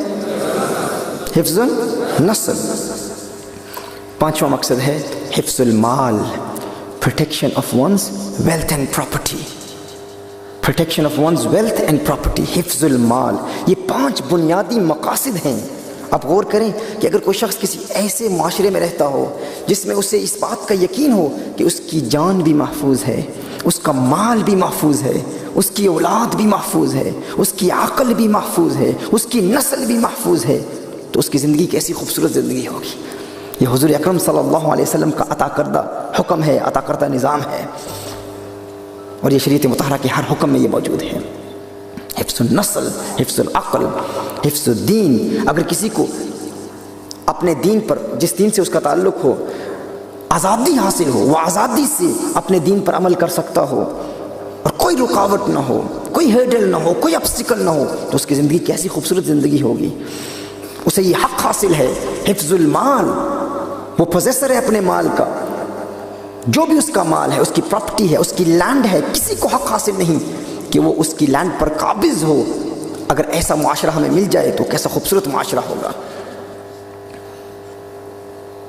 یورپین کنٹریز میں 1850 کے بعد عورت کو کسی لینڈ کی پوزیشن کا حق 1850 میں ملا۔ ریسنٹلی عورت کو کسی پراپرٹی اور کسی لینڈ کی پوزیشن اور اونرشپ کا حق حاصل نہیں تھا، لیکن کونین کے والی صلی اللہ علیہ وسلم نے 1400 سال پہلے یہ حق عورت کو عطا فرما دیا۔ حفظ المال، پروٹیکشن آف ویلتھ۔ یہ 5 بنیادی مقاصد ہیں شریعت مطہرہ کے۔ محترم احبہ، ان مقاصد کو سمجھنے کے لیے مزید بہت تفصیل سے کلام کیا جا سکتا ہے۔ ایک ایگزامپل میں پیش کرتا ہوں تاکہ آپ کسی حد تک ان مقاصد کو سمجھ لیں۔ شریعت مطہرہ میں یہاں پر بڑی تعداد میں علماء کرام موجود ہیں اور یہ ان اصطلاحات کو جانتے ہیں۔ میں بریفلی کوشش کروں گا کہ ان اصطلاحات کو عوامی زبان میں آپ کو سمجھانے کی کوشش کروں۔ یہ چونکہ کچھ ٹیکنیکل ٹرمینالوجی ہے، اس کو سمجھنا ہر فرد کے لیے ممکن نہیں ہوتا، لیکن آسان اگزامپل کے ساتھ میں سمجھاؤں گا تاکہ فیوچر میں کوئی غیر مسلم آپ پر اعتراض کرے۔ سورہ توبہ میں اللہ ارشاد فرماتا ہے اقتلوا المشرکین kill all the non-Muslims۔ اب قرآن میں ہے، قرآن کریم کی فقط اسی آیت کو پڑھ کر لوگ دہشت گردوں کی تنظیموں کے ساتھ وابستہ ہو جاتے ہیں۔ کیوں؟ کیونکہ وہ صوفیاء کی تعلیمات سے دور ہیں۔ اللہ جل وعلا قرآن کریم میں ارشاد فرماتا ہے لا ریب فیہ ھدی للمتقین، قرآن میں کوئی شک نہیں اس حال میں کہ یہ ہدایت ہے متقین کے لیے۔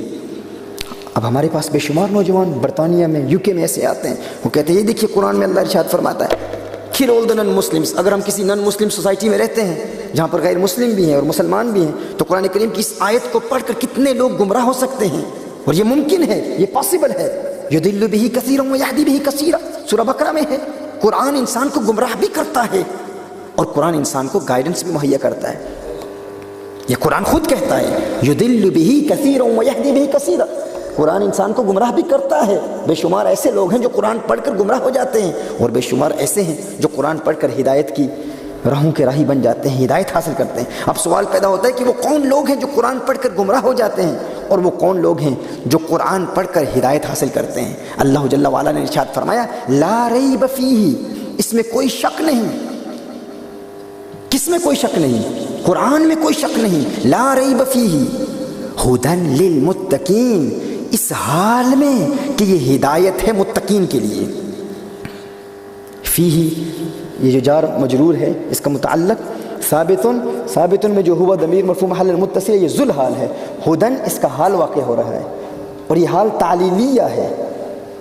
ھدن حال تعلیلیہ ہے، یعنی قرآن میں شک نہ ہونے کی دلیل یہ ہے کہ یہ متقین کو ہدایت دیتا ہے۔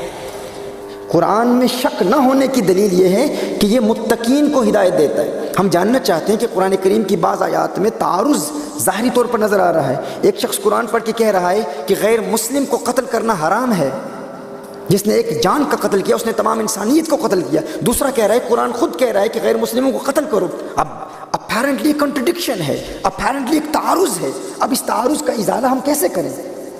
اس کو ایلیمینیٹ کیسے کریں؟ ہم اپنے سٹیجز پر بتاتے رہیں حضور اکرم صلی اللہ علیہ وسلم پیغمبر امن ہیں، پیغمبر رحمت ہیں، ہم انہی آیات کو پیش کرتے رہیں جن آیات میں حضور اکرم صلی اللہ علیہ وسلم کی رحمت اجاگر ہوتی ہے۔ دوسری جانب کچھ ایسے لٹرلسٹس، اینتھروپومارفسٹس جو ظاہری طور پر قرآن کریم کی آیات کو پڑھتے ہیں اور نوجوانوں کو برین واش کرنے کی کوشش کرتے ہیں اور قرآن کریم کی آیات کی مکمل وضاحت نہیں کرتے، وہ انہی آیات کی باطل تعویلات پیش کرتے ہوئے ان کو گمراہ کرتے ہیں۔ اللہ قرآن میں ارشاد فرماتا ہے لو کان من عند غیر اللہ لوجدوا فیہ اختلافا کثیرا، اگر قرآن اللہ کے غیر کی جانب سے ہوتا تو تم اس میں تعارض پاتے، اختلاف پاتے، کنٹرڈکشن پاتے۔ اب بظاہر تعارض تو سامنے نظر آ رہا ہے، چند آیات بتا رہی ہیں کہ غیر مسلم کو قتل کرو علیہ باللہ، چند آیات بتا رہی ہیں کہ قتل کرنا حرام ہے۔ تو اس کنٹرڈکشن کا ازالہ کیسے کیا جائے، اس کو ختم کیسے کیا جائے؟ کنٹرڈکشن در حقیقت عقل میں ہے، ہمارے فہم میں ہے، ہماری سمجھ میں ہے۔ قرآن میں کوئی کنٹرڈکشن نہیں ہے، قرآن میں کوئی تعارض نہیں ہے، یہ ہماری سمجھ میں ہے۔ لیکن وہ کون لوگ ہیں جو قرآن پڑھ کر ہدایت حاصل کرتے ہیں، اور وہ کون لوگ ہیں جو قرآن پڑھ کر گمراہ ہو جاتے ہیں، یہ ہم جاننا چاہتے ہیں۔ قرآن ارشاد فرماتا ہے لا ریب فیہ، اس میں کوئی شک نہیں، لیکن شک تو پیدا ہو گیا نا۔ قرآن کہتا ہے کوئی شک نہیں، لیکن شک پیدا ہو گیا۔ Apparently there is a contradiction، apparently contradiction نظر آ رہی ہے۔ لیکن آئیے قرآن کریم کی اس آیت کو مکمل طور پر پڑھیں۔ اللہ فرماتا ہے لا ریب فیہ ھدی للمتقین، نہیں ہے اس میں کوئی شک اس حال میں کہ قرآن ہدایت ہے متقین کے لیے۔ اور مفسرین نے فرمایا متقین سے مراد اولیاء اللہ ہیں۔ متقین سے مراد کون ہیں؟ اولیاء اللہ ہیں۔ اولیاء اللہ کیوں ہیں؟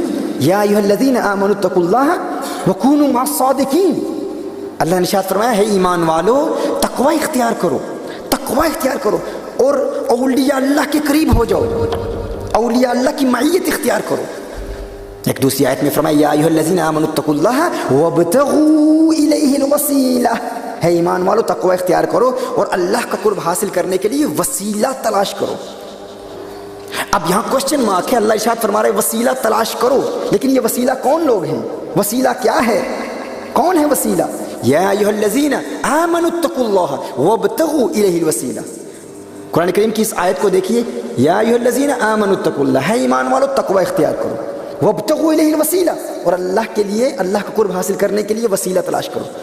اب وسیلہ کیا ہے ہم نہیں جانتے، اور قرآن کی بعض آیات بعض کی تفسیر کرتی ہیں، دوسری آیت کو دیکھا اس کی ترتیب بھی بالکل وہی ہے، یا ایھا الذین آمنوا اتقوا اللہ وکونوا مع الصادقین، ہے ایمان والو تقوی اختیار کرو اور اللہ کے ولیوں کا قرب حاصل کرو۔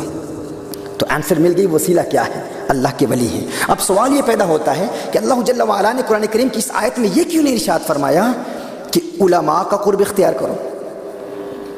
یہاں یہ کیوں نہیں فرمایا وَقُونُوا مَعَ الْعُلَمَاء؟ اس لیے کہ ایک اصول ہے، ایک قانون ہے، یہ ممکن ہے کہ علم اور کفر جمع ہو جائیں، ایک شخص عالم بھی ہو اور غیر مسلم بھی ہو، یہ پاسبل ہے۔ ہمارے ہاں یو کے میں بے شمار ایسے اورینٹلسٹ مستشرقین ہیں جو علم فقہ کے ماہر ہیں، علم تفسیر کے ماہر ہیں، ماہرین فن ہیں، غیر مسلم ہیں، انگریز ہیں، لیکن قرآنی علوم کے ماہرین ہیں۔ تو عالم تو ہیں، ہرچند کہ ان کا علم وہ ان کو فائدہ نہیں پہنچاتا، لیکن عالم تو ہیں، وہ علم نافع نہیں ہے لیکن وہ عالم ہیں۔ تو یاد رکھیے ایک قانون ہے، علم اور کفر کا اجتماع ممکن ہے، ایک شخص میں یہ دو چیزیں جمع ہو سکتی ہیں، ایک شخص بیک وقت عالم بھی ہو سکتا ہے اور غیر مسلم بھی ہو سکتا ہے، یہ پاسبل ہے۔ ان العلم والکفر یجتمعان، علم اور کفر دونوں جمع ہو سکتے ہیں، لیکن یاد رکھیے ولایت اور کفر جمع نہیں ہو سکتے۔ یعنی ایسا نہیں ہوتا کوئی شخص ایک وقت میں، ایسا ہوتا ہے زید عالم بھی ہو اور غیر مسلم بھی ہو، یہ پاسبل ہے۔ یہ دونوں ان کا آپس میں آگ اور پانی کا رشتہ نہیں ہے، یہ دونوں ایک شخص میں جمع ہو سکتے ہیں، ایک فرد میں جمع ہو سکتے ہیں، لیکن ایسا نہیں ہے کہ کوئی ولی بھی ہو اور کافر بھی ہو، ولی بھی ہو اور غیر مسلم بھی ہو، ایسا نہیں ہو سکتا۔ کیوں؟ کیونکہ اگر کوئی غیر مسلم ولی بن جائے تو ولایت اس کے کفر کو ختم کر دے گی۔ اگر کوئی غیر مسلم ولی بن جائے تو ولایت اس کے کفر کو ختم کر دے گی، اگر کوئی ولی غیر مسلم ہو جائے تو وہ کفر اس کی ولایت کو ختم کر دے گا۔ بیک وقت کوئی شخص ولی اور غیر مسلم نہیں ہو سکتا، ایسا نہیں ہے، لیکن ایک شخص بیک وقت عالم اور غیر مسلم ہو سکتا ہے، یہ ممکن ہے۔ بے شمار اگزامپلز ہیں ہمارے پاس۔ تو اللہ جل وعلا نے جب قرآن کریم میں ارشاد فرمایا لا ریب فیہ ھدی للمتقین، اس میں کوئی شک نہیں اس حال میں کہ یہ ہدایت ہے متقین کے لیے، تو اللہ جل وعلا ارشاد فرما رہا ہے اگر تم ذہنی ارتباک اور خلش کا شکار ہو، ذہنی الجھن کا شکار ہو، ہر طبقے کے لوگ قرآن کریم کی آیات پیش کر رہے ہیں، وہ بھی پیش کر رہے ہیں آیات قرآنیہ، وہ کہتے ہیں غیر مسلم کا قتل کرنا جائز ہے، دوسرا طبقہ کہہ رہا ہے غیر مسلم کا قتل کرنا حرام ہے، ناجائز ہے، تو اب ہم کیسے سمجھیں کون حق کی تعلیم دے رہا ہے اور کون باطل پھیلا رہا ہے؟ تو اللہ جل وعلا نے واضح فرما دیا اگر آیات قرآنیہ کے حوالے سے تم کسی ذہنی خلش اور الجھن کا شکار ہو، ہم کہتے ہیں فلاں کے پاس بہت زیادہ علماء ہیں، انہوں نے بے شمار علماء تیار کیے، وہ غلط کیسے ہو سکتے ہیں؟ بھائی ان کے مدارس میں جائیں، ان کی انسٹیٹیوٹس میں جائیں، بے شمار شیخ الحدیث ہیں، بے شمار مفسرین قرآن ہیں، بے شمار علماء ہیں، محققین ہیں، علم صرف کے ماہر، علم نحو کے ماہر، علم تفسیر کے ماہر، علم حدیث کے ماہر، اور بڑے بڑے خطیب، بڑے بڑے علماء اور بڑے بڑے مدرسین ہیں، ان کی کتابیں دیکھیں، فقہ کی دنیا میں ان کی خدمات دیکھیں، حدیث کی دنیا میں ان کی خدمات دیکھیں، بے شمار محدثین انہوں نے تیار کیے، ان کے قاریوں کو دیکھیں، ان کی قرات کو دیکھیں، اور ان کی قرات جب سنتے ہیں تو دل میں رقت پیدا ہوتی ہے اور وجدانی کیفیات پیدا ہوتی ہیں، ارے وہ باطل نظریات کے حامل کیسے ہو سکتے ہیں؟ وہ بھی اہل حق ہیں، وہ بھی قرآن پڑھتے ہیں، وہ بھی حدیث پڑھتے ہیں، تم بھی قرآن پڑھتے ہو، تم بھی حدیث پڑھتے ہو، لیکن ہم فیصلہ کیسے کریں کہ حق پر کون ہے باطل پر کون ہے؟ ان کے مدارس دیکھو، ان کے دارالعلوم دیکھو، ان کے ایجوکیشنل انسٹیٹیوٹ دیکھو، بے شمار مدارس، دارالعلوم، ایجوکیشنل انسٹیٹیوٹس ہیں۔ اللہ جل وعلا نے ارشاد فرمایا اگر تم حد فاصل جاننا چاہتے ہو، ڈسٹنگوشنگ فیکٹر جاننا چاہتے ہو، آئسولیٹنگ فیکٹر جاننا چاہتے ہو، حق اور باطل کے مابین امتیاز کرنا چاہتے ہو، جاننا چاہتے ہو کہ حق پر کون ہے باطل پر کون ہے، یہ نہ دیکھو کہ کس جماعت نے کتنے علماء تیار کیے، یہ نہ دیکھو کس جماعت نے کتنے فقہا تیار کیے، یہ نہ دیکھو کس جماعت نے کتنے مفسرین تیار کیے، یہ نہ دیکھو کس جماعت کے لوگوں نے کتنی کتابیں لکھی ہیں، یہ دیکھو کس جماعت نے غریب نواز پیدا کیے ہیں۔ یہ دیکھو بابا فرید کس کے ساتھ ہے، یہ دیکھو غوث اعظم کس کے ساتھ ہیں، یہ دیکھو خواجہ باقی باللہ کس کے ساتھ ہیں، یہ دیکھو خواجہ قطب الدین بختیار اوشی کاکی کس کے ساتھ ہیں۔ حق اور باطل کے مابین حد فاصل اللہ کے ولی ہیں۔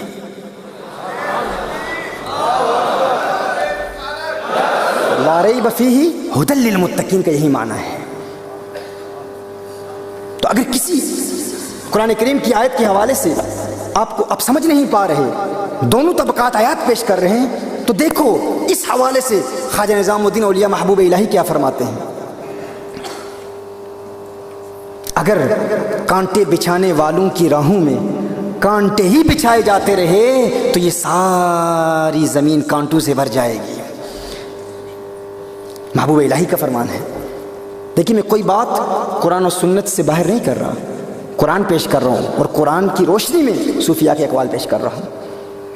تشدد کا خاتمہ تشدد سے ممکن نہیں ہے، دہشت کا خاتمہ دہشت سے ممکن نہیں ہے، آگ کو آگ سے نہیں بجھایا جا سکتا، آگ کو بجھانے کا طریقہ فقط ہمارے صوفیاء جانتے ہیں، یہ ہمارے صوفیاء جانتے ہیں، یہ علم اللہ نے صوفیاء کو عطا فرمایا ہے۔ اگر آگ کو بجھانا چاہتے ہو، تشدد اور دہشت گردی کی آگ کو بجھانا چاہتے ہو، تو صوفیاء کی بارگاہ میں زانو تلمس طے کرو، ان کے قریب ہو جاؤ اور وہ آپ کو بتائیں گے کہ کس طرح دہشت کی آگ کو امن و عاشقی اور محبت اور رواداری کے پانی سے بجھایا جا سکتا ہے۔ مقاصد پر بات کر رہا تھا، یہ 5 بنیادی مقاصد ہیں شریعت مطہرہ کے۔ محترم احبہ، ان مقاصد کو سمجھنے کے لیے بہت تفصیل سے کلام کیا جا سکتا ہے۔ ایک ایگزامپل میں پیش کرتا ہوں تاکہ آپ کسی حد تک ان مقاصد کو سمجھ لیں۔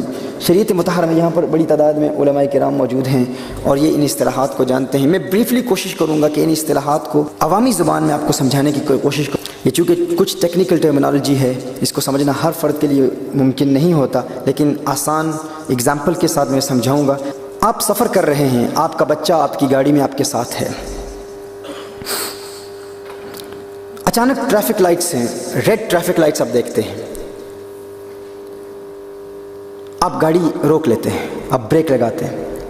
اب بچوں کے سوالات میں بے شمار حکمتیں ہوتی ہیں۔ آپ کا بچہ آپ سے کوشچن کرتا ہے، did why did you stop your car؟ آپ نے گاڑی کیوں روکی؟ آپ جواب دیں گے کیونکہ لائٹس ریڈ ہیں اس لیے گاڑی روک لی ہے میں نے۔ اب شریعت کی اصطلاح میں یہ جو ٹریفک لائٹس ریڈ ہیں، ان کا ریڈ ہو جانا اس کو علت کہتے ہیں۔ کیا کہتے ہیں؟ علت۔ آپ نے گاڑی کو روک لیا، بچے نے سوال کیا گاڑی کیوں روکی؟ تو آپ نے کہا کیونکہ ٹریفک لائٹس ریڈ ہیں اس لیے روکی۔ اگر آپ نور الانوار میں اس چیپٹر کو پڑھیں گے تو آپ کو تعارض نظر نہیں آئے گا، چونکہ میں علامہ جوینی کی وضاحت کر رہا ہوں، کچھ شوافے کی عبارات، چونکہ جو درس نظامی کے ہمارے اصول الفقہ پڑھنے والے ہیں وہ شاید اس پر سوچیں کہ کچھ تعارض ہے، کنٹرڈکشن نہیں ہے۔ اس پر میں نے ایک مرتبہ میں کانفرنس میں لیکچر دے رہا تھا، کچھ شوافے کی اصطلاحات بیان کر رہا تھا۔ احناف ہمارے بزرگ انہوں نے کہا کہ یہ علت اور باقی مقصد اور مصلحہ کو غلط بیان کر رہے ہو، تو میں نے اس میں وضاحت کر دی تھی، تو تسلی میں عرض کر رہا ہوں کہ ٹریفک لائٹ پر، اور ایک ایسی سمپل اگزامپل ہے، اس سے ہر بندہ اس بات کو سمجھ لے گا، اور یہ حالانکہ علماء کی اصطلاحات ہے لیکن آپ سب انشاءاللہ تعالیٰ اس کو سمجھ لیں گے، اور اس سے اسلام کی بیوٹی آپ کی نظروں میں آئے گی، آپ کو سمجھ آئے گا کہ اسلام کیسا خوبصورت دین ہے۔ لیکن آج تک ہم مقاصد الشریعہ کو پڑھنے کی کوشش ہی نہیں کرتے۔ یہ ایک ایسا خوبصورت سبجیکٹ ہے، ایسا خوبصورت سبجیکٹ ہے۔ اگر فجر میں 2 فرض ہیں 3 کیوں نہیں ہیں؟ یہ اس کیوں کا جواب ہے۔ اگر زکوٰۃ 2.5% فرض ہے تو 3% کیوں نہیں فرض؟ اس میں کوئی شک نہیں. آمنا وصدقنا، جو اللہ نے فرمایا، جو حضور اکرم صلی اللہ علیہ وسلم نے ارشاد فرمایا، ہم آنکھیں بند کر کے تسلیم کرتے ہیں. لیکن اس میں مقاصد بھی ہیں، اس میں ریزنز بھی ہیں. تو اس کو اگر آپ سمجھ لیں گے تو آئندہ جب فیوچر میں کبھی آپ سے خطاب ہوگا تو آپ تمام اصطلاحات کو آسانی سے سمجھ لیں گے. ایک انتہائی اہم اور خوبصورت سبجیکٹ ہے. ٹریفک لائٹس پر آپ رکے، بچے نے سوال کیا کیوں رکے؟ ٹریفک لائٹس ریڈ ہیں اس لیے رکا. اب بچہ کوشچن کرے گا، اچھا ٹریفک لائٹس کا ریڈ ہونا اسے کیا کہتے ہیں اصطلاحاً؟ علت کہتے ہیں. رکنا، جب ٹریفک لائٹس ریڈ ہو جائیں، ریڈ ہونا علت ہے، اور رکنے کا حکم اسے ہم شریعت میں فتویٰ کہتے ہیں یا حکم کہتے ہیں، حکم شرعی کہتے ہیں. آپ کہیں گے جب لائٹس ریڈ ہو جائیں تو ریڈ لائٹس کا ہونا یہ علت ہے، اور رکنے کا حکم یہ حکم شرعی ہے اسلامک ٹرمینالوجی میں. اب وہ کہے گا یہ حکم کیوں ہے، اس پر وہ سوال کرے گا کہ رکنے کا حکم کیوں ہے. اب اس کا جو بھی آپ جواب دیں گے اسے ٹیکنیکلی مقصد کہتے ہیں. کیا کہتے ہیں؟ مقصد کہتے ہیں. آپ کہیں گے کہ ریڈ لائٹس پر رکنا یہ ہمارے ملک کے قانون میں ضروری اس لیے ہے کیونکہ ہمارا وطن، ہمارا ملک چاہتا ہے، ہمارا لو چاہتا ہے کہ ہم انسانی جان کی حفاظت کریں، پروٹیکشن آف ہیومن لائف. تو جو اس کیوں کا جواب ہوگا اسے حفظ نفس کہتے ہیں. کیا کہتے ہیں؟ حفظ نفس. سو ٹریفک لائٹس کا ریڈ ہونا کیا ہے؟ علت. رکنے کا حکم کیا ہے؟ حکم یا فتویٰ. اس پر جو بچہ سوال کرتا ہے کہ اس حکم پر، فتوے پر عمل کرنے کی ضرورت کیا ہے، اس کا جو جواب ہوگا اسے کیا کہتے ہیں؟ مقصد. اب بچہ پھر سوال کرے گا، بچہ کہے گا ہے میرے والد صاحب یہ مقصد کیوں ہے، ہمارے لیے کیوں ضروری ہے کہ ہم لوگوں کی جانوں کی حفاظت کریں. اب مزید بچے نے کوشچن کیا. کچھ والدین کہیں گے چپ کر، تجھے نہیں پتا مجھے پتا ہے. ہاں تیرے سوال، ہر سوال کا جواب دینا ضروری ہے کیا؟ ایسا نہیں کرنا چاہیے. بچے جو سوال کریں اگر جواب نہیں آتا صراحتاً کہہ دینا چاہیے مجھے نہیں پتا، میں تحقیق کروں گا، معلوم کروں گا، میرے معلومات میں اضافہ تیری سوالوں کی وجہ سے ہو رہا ہے. اگر بچپن میں ہی بچوں کے سوالات پر روک دیا جائے اپنی جہالت کی وجہ سے تو اس میں بچوں کے ذہن کو ہم محدود کر رہے ہیں اور وسعت پیدا نہیں ہوتی. بچہ سوال کرے تو اس کو اپریشیٹ کیا جائے.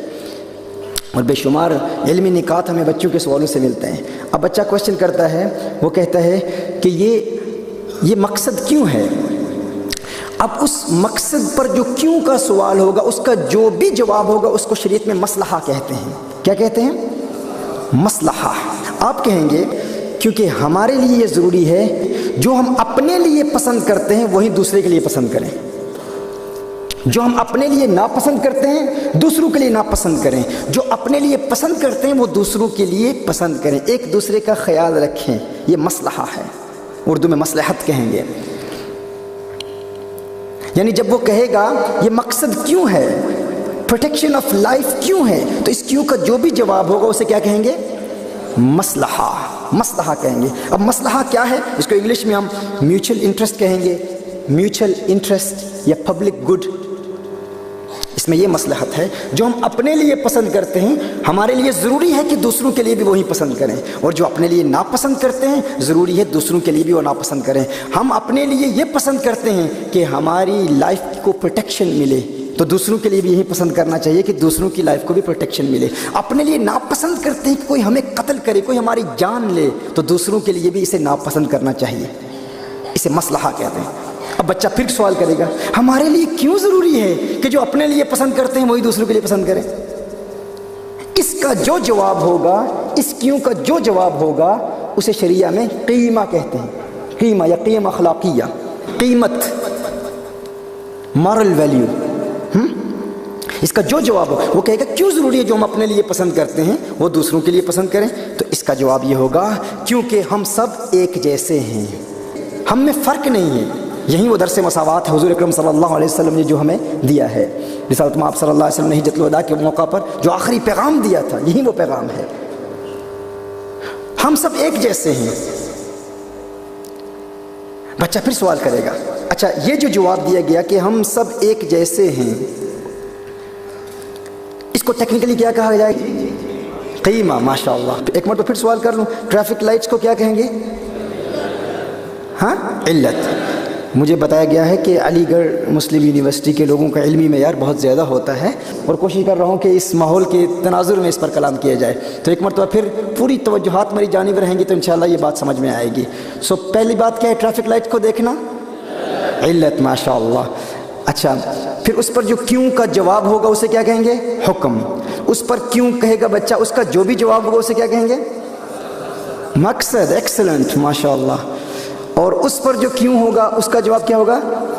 مصلحہ. ایکسلنٹ، ماشاء اللہ. اب مصلحہ پر جو کیوں کا جواب ہوگا اسے کیا کہیں گے؟ قیمہ. قیمہ. ہم سب ایک جیسے ہیں. بچہ کہے گا ابو جی ہم سب ایک جیسے کیوں ہیں؟ والد صاحب ہم سب ایک جیسے کیوں ہیں؟ بچے سوال کرتے ہیں، ان کو تو نہیں روکا جا سکتا. ہم سب ایک جیسے کیوں بنائے گئے ہیں؟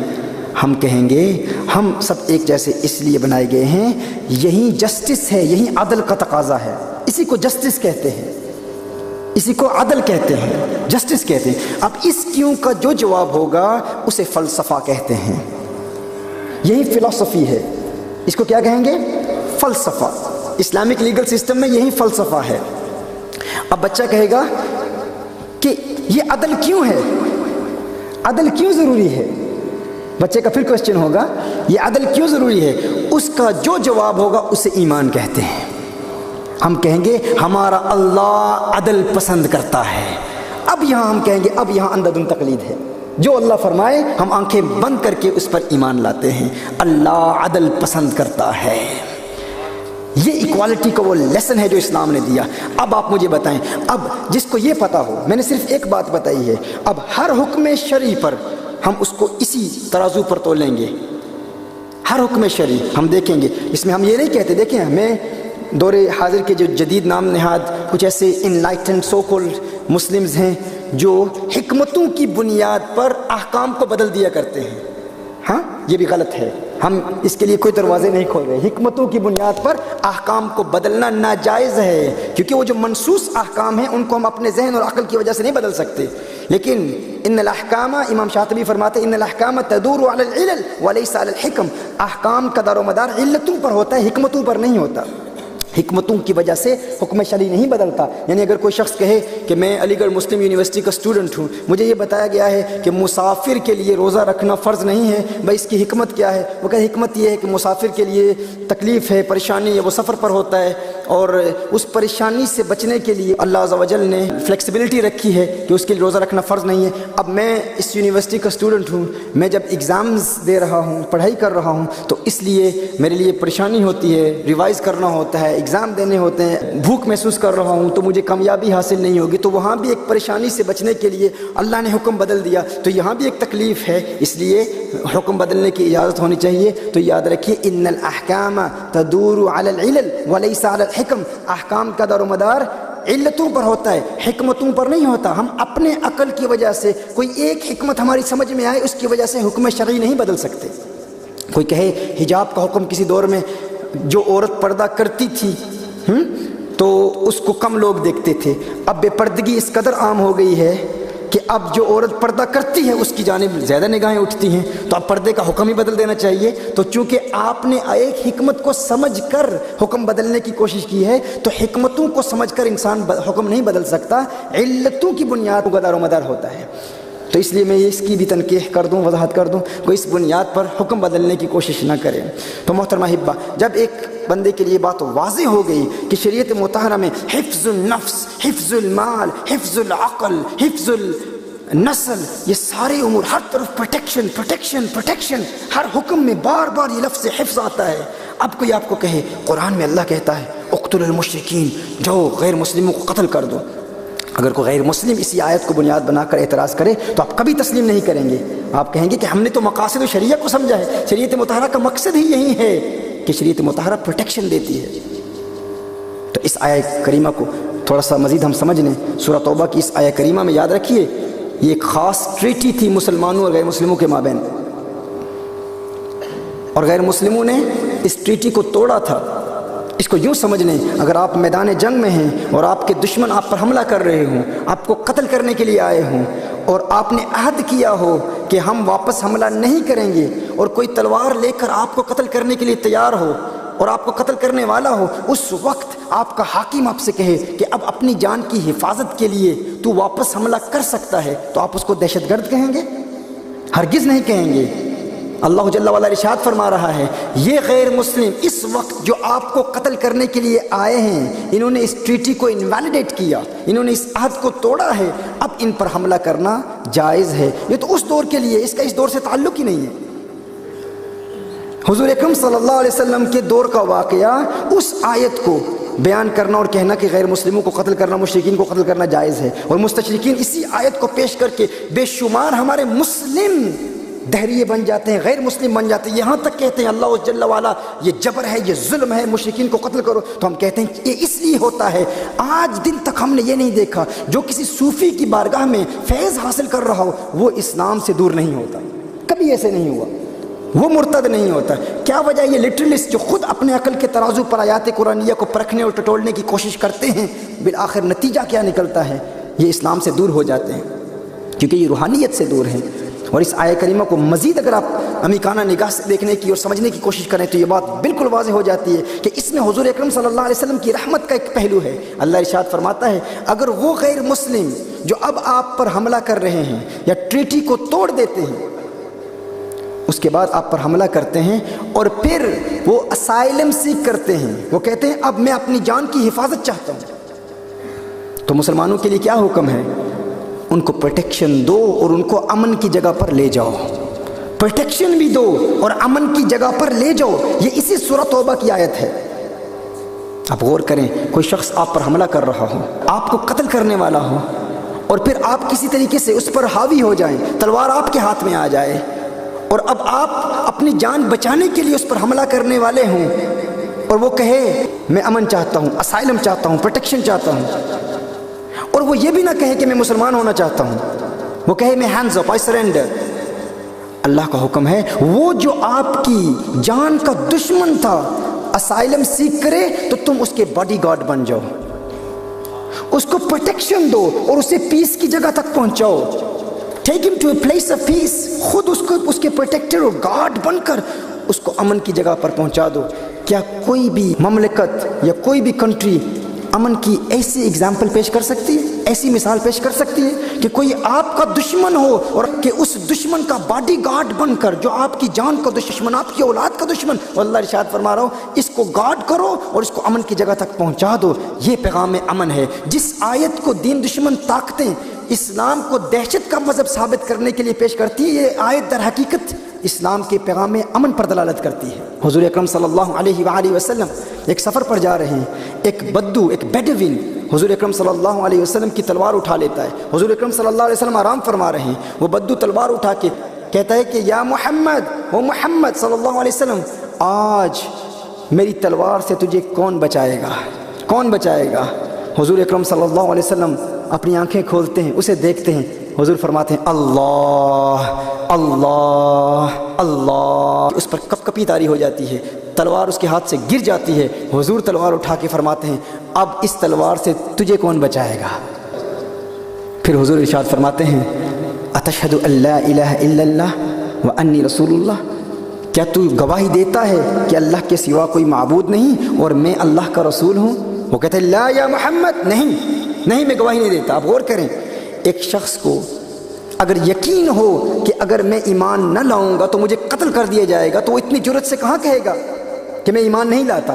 پتہ چلا، اسے بھی پتہ تھا کہ اگر میں ایمان نہ لایا تو حضور اکرم صلی اللہ علیہ وسلم مجھے قتل نہیں کریں گے۔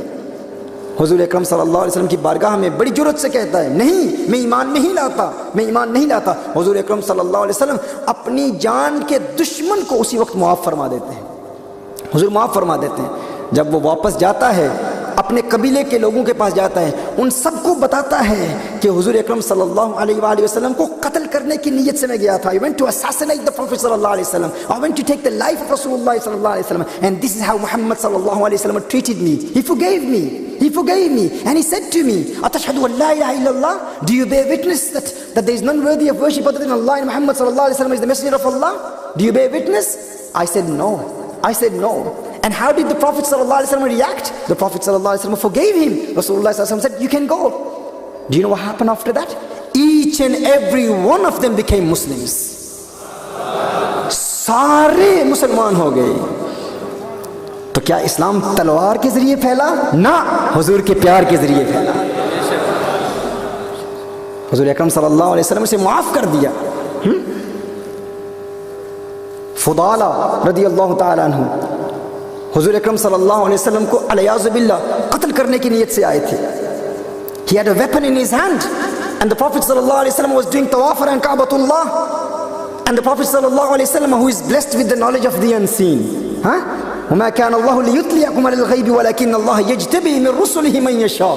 Allah Jalla wa Ala has blessed Rasulullah sallallahu alaihi wasallam with the knowledge of the unseen. The Prophet sallallahu alaihi wasallam knew what was in his heart. He came to take the life of Rasulullah sallallahu alaihi wasallam. Rasulullah sallallahu alaihi wasallam was making tawaf around Ka'batullah, and the Prophet sallallahu alaihi wasallam said, Ya Fudala, hey Fudala, اپنے دل میں کیا بات کر رہا ہے, خود سے کیا کلام کر رہا ہے, کیا بات کر رہا ہے. فضالہ وہ کیوں آئے تھے؟ حضور اکرم صلی اللہ علیہ وآلہ وسلم کو قتل کرنے کی نیت سے آئے تھے. حضور نے ارشاد فرمایا, تیرے دل میں کیا باتیں چل رہی ہیں, کیا کہہ رہا ہے اپنے آپ سے, کیا بات کر رہا ہے؟ فضالہ کہتے ہیں, یا رسول اللہ صلی اللہ علیہ وسلم, اطوف و اذکر اللہ, میں کعبۃ اللہ کا طواف کر رہا ہوں اور میں ذکر اللہ کر رہا ہوں. حضور اکرم صلی اللہ علیہ وآلہ وسلم مسکرائے, رسالت میں آپ صلی اللہ علیہ وسلم مسکرائے اور پھر طواف جاری رکھا. حضور اکرم صلی اللہ علیہ وسلم پھر واپس آئے دوسری مرتبہ. حضور ارشاد فرماتے ہیں, فضالہ تو کیا بات کر رہا ہے, کیا سوچ رہا ہے؟ فضالہ پھر کہتے ہیں, یا رسول اللہ صلی اللہ علیہ وسلم, اطوف و اذکر اللہ, میں طواف کر رہا ہوں اور اللہ کا ذکر کر رہا ہوں. حضور اکرم صلی اللہ علیہ وسلم فالتفت الیہ, یہ میرے آقا صلی اللہ علیہ وسلم کی سنت ہے. رسالت میں آپ صلی اللہ علیہ وسلم جب بھی کسی کی جانب دیکھتے تو صرف اپنا چہرہ اس کی جانب نہیں کرتے, جس طرح بھی میں یہاں دیکھ رہا ہوں اس طرح چہرہ پھیر رہا ہوں. حضور اکرم صلی اللہ علیہ وسلم کی سنت ہے, حضور جب بھی کسی کی جانب دیکھتے, یہ کونین کے والی صلی اللہ علیہ وسلم کا تواضع اور ان کے ساری ہے, حضور اکرم صلی اللہ علیہ وسلم اپنا پورا جسم یوں پھیر دیتے تھے, یوں. ہاں, یہ حضور اکرم صلی اللہ علیہ وسلم کی سنت حدیث میں آیا ہے. حضور اکرم صلی اللہ علیہ وسلم نے پھر اس کو دیکھا, یوں حضور اکرم صلی اللہ علیہ وسلم مڑ کر اس کو دیکھا اور پھر اس نے پھر کہا, میں ذکر کر رہا ہوں. تیسری مرتبہ پھر حضور اکرم صلی اللہ علیہ وسلم طواف کے لیے اس کے پاس آئے دوران طواف. حضور نے ارشاد فرمایا, کیا سوچ رہا ہے فضالہ؟ اس نے پھر کہا, یا رسول اللہ صلی اللہ علیہ وسلم, میں طواف کر رہا ہوں, اللہ کا ذکر کر رہا ہوں. رسالت میں آپ صلی اللہ علیہ وسلم نے یوں اپنا ہاتھ اٹھایا, اس کے سینے کے سامنے یوں رکھا, اور پھر میرے آقا صلی اللہ علیہ وسلم نے ہاتھ اٹھا لیا, سینے پر رکھ کر میرے آقا صلی اللہ علیہ وسلم نے یوں کیا. فضالہ کہتے ہیں, خدا کی قسم, حضور اکرم صلی اللہ علیہ وسلم کے میرے سینے پر ہاتھ رکھنے سے پہلے حضور سے زیادہ مجھے کسی سے نفرت نہیں تھی اور حضور کے شہر سے زیادہ کسی سے نفرت نہیں تھی, لیکن جب حضور نے اپنا ہاتھ میرے سینے پر رکھا, رب کعبہ کی قسم, اس کے بعد میں حضور کی زلفوں کا اسیر ہو گیا, حضور کا عاشق ہو گیا, حضور کا دیوانہ ہو گیا. اس کے بعد حضور سے زیادہ مجھے کوئی پیارا نہیں لگتا تھا. فضالہ وہاں سے واپس جاتے ہیں, ایک لڑکی تھی جس سے بات کیا کرتے تھے, اس لڑکی نے اشارہ کیا. فضالہ نے کہا, اب نہیں, اب میں تجھ سے بات نہیں کر سکتا. کیوں؟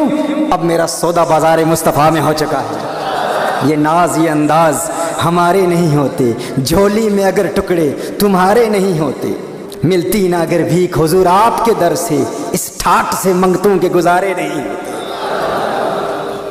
بے دام ہی بک جائے یہ بازار نبی میں, اس شان کے سودے میں خسارے نہیں ہوتے. یہ میرے آقا صلی اللہ علیہ وسلم نے سوڈ سے, تلوار سے دین نہیں پھیلا, حضور کے پیار سے دین پھیلا ہے, حضور اکرم صلی اللہ علیہ وسلم کی محبت سے دین پھیلا ہے. ایک یہودی بچے نے میرے آقا صلی اللہ علیہ وسلم کو دیکھا. اس سے پہلے یہ بھی بتا دوں, قرآن کریم میں ذکر ہے 80 غیر مسلم حضور اکرم صلی اللہ علیہ وآلہ وسلم پر حملے کے لیے آئے تھے. 80 غیر مسلم. آپ امیجن کریں, کوئی یہاں پر آئے اور آ کر اس کے ہاتھ میں گن ہو اور مجھے قتل کرنے کے لیے آئے, اور آپ میں سے کوئی اسے پکڑ لے, میں پریشان تو ہو جاؤں گا نا. اگر میں کہوں کہ میں نے اس بندے کو معاف کر دیا, کوئی مجھے مارنے کے لیے آئے اور کوئی بندہ اس کو پکڑ لے اور میں کہوں کہ میں نے اسے معاف کر دیا, آپ میرے متعلق کیا کہیں گے؟ نوبل پرسن, پائس پرسن, کیسا عظیم انسان ہے, وہ قتل کرنے کے لیے آیا اور یہ کہتا ہے اس سے سزا بھی نہ ہو, اسے جیل میں بھی نہ بھیجو, اس پر کوئی کرمنل افینس بھی نہ ہو. آپ کہیں گے کتنا اچھا انسان ہے. ہر بندہ یہی کہے گا نا. یہ حضور اکرم صلی اللہ علیہ وسلم کی زندگی میں بار بار ہوا, دشمن قتل کرنے کے لیے آئے, میرے آقا نے معاف فرما دیا. بار بار یہ واقعہ ہوا. 80 غیر مسلم حضور اکرم صلی اللہ علیہ وسلم کو قتل کرنے کے لیے آئے, صحابہ پر حملہ کیا, صحابہ نے ان تمام کو کیپچر کر لیا, حضور اکرم صلی اللہ علیہ وسلم نے سب کو معاف فرما دیا.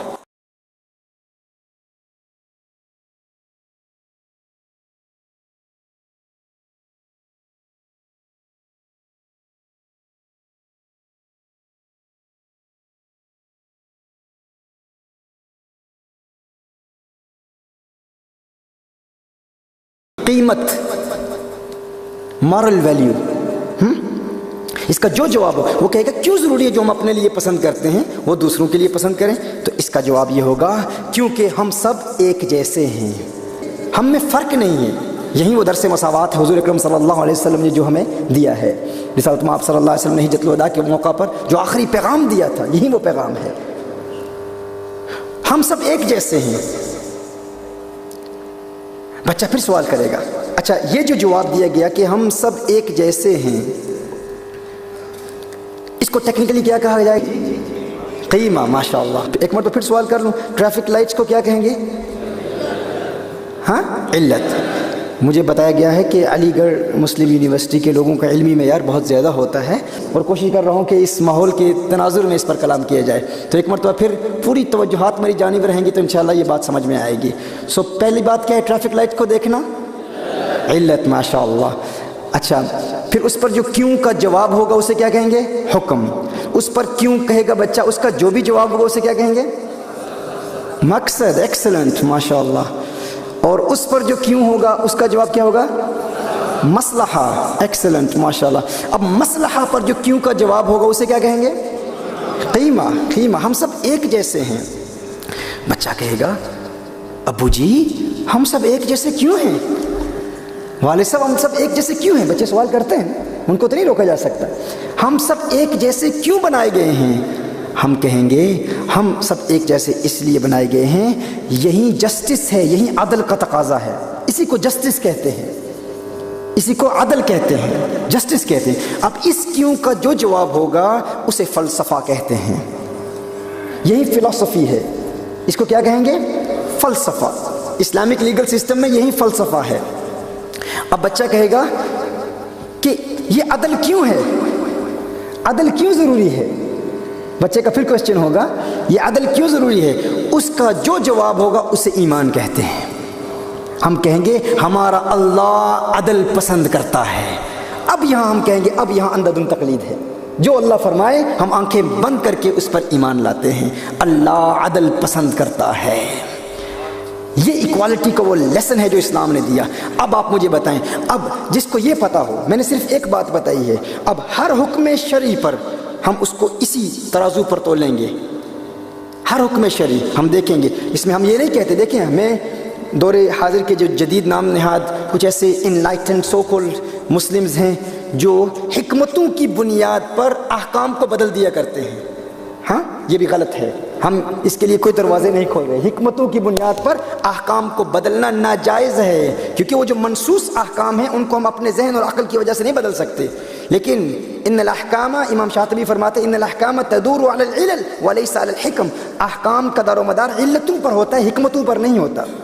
حکمتوں کی وجہ سے حکم شرعی نہیں بدلتا۔ یعنی اگر کوئی شخص کہے کہ میں علی گڑھ مسلم یونیورسٹی کا اسٹوڈنٹ ہوں، مجھے یہ بتایا گیا ہے کہ مسافر کے لیے روزہ رکھنا فرض نہیں ہے، بھائی اس کی حکمت کیا ہے؟ وہ کہے حکمت یہ ہے کہ مسافر کے لیے تکلیف ہے، پریشانی ہے، وہ سفر پر ہوتا ہے اور اس پریشانی سے بچنے کے لیے اللہ عز و جل نے فلیکسیبلٹی رکھی ہے کہ اس کے لیے روزہ رکھنا فرض نہیں ہے۔ اب میں اس یونیورسٹی کا اسٹوڈنٹ ہوں، میں جب ایگزامز دے رہا ہوں، پڑھائی کر رہا ہوں، تو اس لیے میرے لیے پریشانی ہوتی ہے، ریوائز کرنا ہوتا ہے، ایگزام دینے ہوتے ہیں، بھوک محسوس کر رہا ہوں تو مجھے کامیابی حاصل نہیں ہوگی، تو وہاں بھی ایک پریشانی سے بچنے کے لیے اللہ نے حکم بدل دیا، تو یہاں بھی ایک تکلیف ہے، اس لیے حکم بدلنے کی اجازت ہونی چاہیے۔ تو یاد رکھیے ان الاحکام تدور علی العلل وليس علی الحکم، احکام کا دار و مدار علتوں پر ہوتا ہے، حکمتوں پر نہیں ہوتا۔ ہم اپنے عقل کی وجہ سے کوئی ایک حکمت ہماری سمجھ میں آئے اس کی وجہ سے حکم شرعی نہیں بدل سکتے۔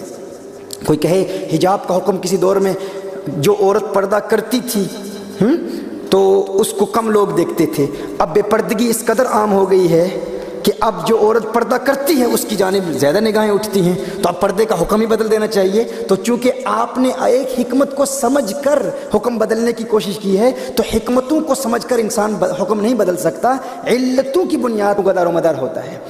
تو اس لیے میں اس کی بھی تنقیح کر دوں، وضاحت کر دوں، کوئی اس بنیاد پر حکم بدلنے کی کوشش نہ کرے۔ تو محترمہ احبہ، جب ایک بندے کے لیے بات واضح ہو گئی کہ شریعت مطہرہ میں حفظ النفس، حفظ المال، حفظ العقل، حفظ النسل، یہ سارے امور، ہر طرف پروٹیکشن پروٹیکشن پروٹیکشن، ہر حکم میں بار بار یہ لفظ حفظ آتا ہے۔ اب کوئی آپ کو کہے قرآن میں اللہ کہتا ہے اقتل المشرکین، جاؤ غیر مسلموں کو قتل کر دو۔ اگر کوئی غیر مسلم اسی آیت کو بنیاد بنا کر اعتراض کرے تو آپ کبھی تسلیم نہیں کریں گے۔ آپ کہیں گے کہ ہم نے تو مقاصد شریعہ کو سمجھا ہے، شریعت مطہرہ کا مقصد ہی یہی ہے کہ شریعت مطہرہ پروٹیکشن دیتی ہے۔ تو اس آیت کریمہ کو تھوڑا سا مزید ہم سمجھ لیں۔ سورہ توبہ کی اس آیت کریمہ میں یاد رکھیے یہ ایک خاص ٹریٹی تھی مسلمانوں اور غیر مسلموں کے مابین، اور غیر مسلموں نے اس ٹریٹی کو توڑا تھا۔ اس کو یوں سمجھ لیں، اگر آپ میدان جنگ میں ہیں اور آپ کے دشمن آپ پر حملہ کر رہے ہوں، آپ کو قتل کرنے کے لیے آئے ہوں، اور آپ نے عہد کیا ہو کہ ہم واپس حملہ نہیں کریں گے، اور کوئی تلوار لے کر آپ کو قتل کرنے کے لیے تیار ہو اور آپ کو قتل کرنے والا ہو، اس وقت آپ کا حاکم آپ سے کہے کہ اب اپنی جان کی حفاظت کے لیے تو واپس حملہ کر سکتا ہے، تو آپ اس کو دہشت گرد کہیں گے؟ ہرگز نہیں کہیں گے۔ اللہ جل وعلا ارشاد فرما رہا ہے یہ غیر مسلم اس وقت جو آپ کو قتل کرنے کے لیے آئے ہیں، انہوں نے اس ٹریٹی کو انویلیڈیٹ کیا، انہوں نے اس عہد کو توڑا ہے، اب ان پر حملہ کرنا جائز ہے۔ یہ تو اس دور کے لیے، اس کا اس دور سے تعلق ہی نہیں ہے۔ حضور اکرم صلی اللہ علیہ وسلم کے دور کا واقعہ، اس آیت کو بیان کرنا اور کہنا کہ غیر مسلموں کو قتل کرنا، مشرکین کو قتل کرنا جائز ہے، اور مستشرکین اسی آیت کو پیش کر کے بے شمار ہمارے مسلم دہریے بن جاتے ہیں، غیر مسلم بن جاتے ہیں، یہاں تک کہتے ہیں اللہ جل وعلا یہ جبر ہے، یہ ظلم ہے، مشرکین کو قتل کرو، تو ہم کہتے ہیں یہ اس لیے ہوتا ہے۔ آج دن تک ہم نے یہ نہیں دیکھا جو کسی صوفی کی بارگاہ میں فیض حاصل کر رہا ہو وہ اسلام سے دور نہیں ہوتا، کبھی ایسے نہیں ہوا، وہ مرتد نہیں ہوتا۔ کیا وجہ؟ یہ لٹرلسٹ جو خود اپنے عقل کے ترازو پر آیات قرآنیہ کو پرکھنے اور ٹٹولنے کی کوشش کرتے ہیں، بالآخر نتیجہ کیا نکلتا ہے؟ یہ اسلام سے دور ہو جاتے ہیں، کیونکہ یہ روحانیت سے دور ہیں۔ اور اس آیہ کریمہ کو مزید اگر آپ عمیقانہ نگاہ سے دیکھنے کی اور سمجھنے کی کوشش کریں تو یہ بات بالکل واضح ہو جاتی ہے کہ اس میں حضور اکرم صلی اللہ علیہ وسلم کی رحمت کا ایک پہلو ہے۔ اللہ ارشاد فرماتا ہے اگر وہ غیر مسلم جو اب آپ پر حملہ کر رہے ہیں یا ٹریٹی کو توڑ دیتے ہیں، اس کے بعد آپ پر حملہ کرتے ہیں اور پھر وہ اسائلم سیک کرتے ہیں، وہ کہتے ہیں اب میں اپنی جان کی حفاظت چاہتا ہوں، تو مسلمانوں کے لیے کیا حکم ہے؟ ان کو پروٹیکشن دو اور ان کو امن کی جگہ پر لے جاؤ، پروٹیکشن بھی دو اور امن کی جگہ پر لے جاؤ۔ یہ اسی سورہ توبہ کی آیت ہے۔ آپ غور کریں، کوئی شخص آپ پر حملہ کر رہا ہو، آپ کو قتل کرنے والا ہو، اور پھر آپ کسی طریقے سے اس پر حاوی ہو جائیں، تلوار آپ کے ہاتھ میں آ جائے، اور اب آپ اپنی جان بچانے کے لیے اس پر حملہ کرنے والے ہوں، اور وہ کہے میں امن چاہتا ہوں، اسائلم چاہتا ہوں، پروٹیکشن چاہتا ہوں، اور وہ یہ بھی نہ کہے کہ میں مسلمان ہونا چاہتا ہوں، وہ کہے میں ہینڈز اپ، آئی سرینڈر۔ اللہ کا حکم ہے وہ جو آپ کی جان کا دشمن تھا اسائلم سیکھ کرے تو تم اس کے باڈی گارڈ بن جاؤ، اس کو پروٹیکشن دو اور اسے پیس کی جگہ تک پہنچاؤ، take him to a place of peace, خود اس کے پروٹیکٹر اور گارڈ بن کر اس کو امن کی جگہ پر پہنچا دو۔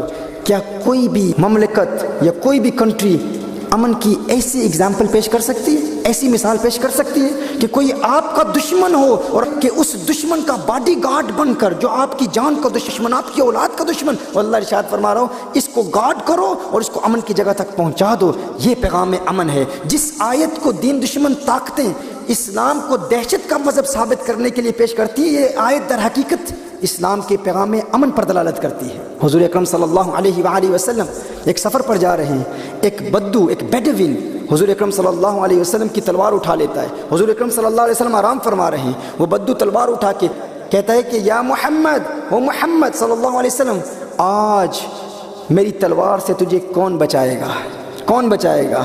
حضور اکرم صلی اللہ علیہ وسلم اپنی آنکھیں کھولتے ہیں، اسے دیکھتے ہیں، حضور فرماتے ہیں اللہ اللہ اللہ، اس پر کپ کپی طاری ہو جاتی ہے، تلوار اس کے ہاتھ سے گر جاتی ہے۔ حضور تلوار اٹھا کے فرماتے ہیں اب اس تلوار سے تجھے کون بچائے گا؟ پھر حضور ارشاد فرماتے ہیں اتشہد ان لا الہ الا اللہ وانی رسول اللہ، کیا تو گواہی دیتا ہے کہ اللہ کے سوا کوئی معبود نہیں اور میں اللہ کا رسول ہوں؟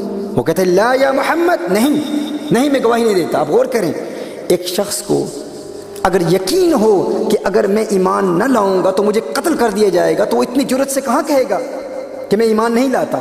پتہ چلا، اسے بھی پتہ تھا کہ اگر میں ایمان نہ لایا تو حضور اکرم صلی اللہ علیہ وسلم مجھے قتل نہیں کریں گے، حضور اکرم صلی اللہ علیہ وسلم کی بارگاہ میں بڑی جرأت سے کہتا ہے نہیں میں ایمان نہیں لاتا، میں ایمان نہیں لاتا۔ حضور اکرم صلی اللہ علیہ وسلم اپنی جان کے دشمن کو اسی وقت معاف فرما دیتے ہیں، حضور معاف فرما دیتے ہیں۔ جب وہ واپس جاتا ہے اپنے قبیلے کے لوگوں کے پاس جاتا ہے، ان سب کو بتاتا ہے کہ حضور اکرم صلی اللہ علیہ وآلہ وسلم کو قتل کرنے کی نیت سے میں گیا تھا۔ I went to assassinate the Prophet صلی اللہ علیہ وسلم. I went to take the life of Rasulullah صلی اللہ علیہ وسلم. And this is how Muhammad صلی اللہ علیہ وسلم treated me. He forgave me. He forgave me. And he said to me, أَتَشْهَدُ أَنْ لَا إِلَهَ إِلَّا اللَّهِ? Do you bear witness that there is none worthy of worship other than Allah and Muhammad صلی اللہ علیہ وسلم is the messenger of Allah? Do you bear witness? I said no. I said no. And how did the Prophet ﷺ react? The Prophet ﷺ forgave him. Rasulullah ﷺ said, you can go. Do you know what happened after that? Each and every one of them became Muslims. سارے مسلمان ہو گئے۔ تو کیا اسلام تلوار کے ذریعے پھیلا؟ نہ، حضور کے پیار کے ذریعے پھیلا۔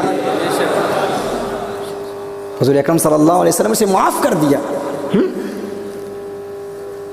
فضالہ رضی اللہ تعالی عنہ حضور اکرم صلی اللہ علیہ وسلم کو علیاذ باللہ قتل کرنے کی نیت سے آئے تھے۔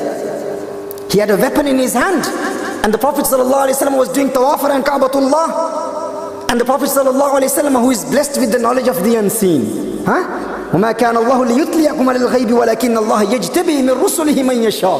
Allah Jalla wa Ala has blessed Rasulullah sallallahu alaihi wasallam with the knowledge of the unseen. The Prophet sallallahu alaihi wasallam knew what was in his heart. He came to take the life of Rasulullah sallallahu alaihi wasallam.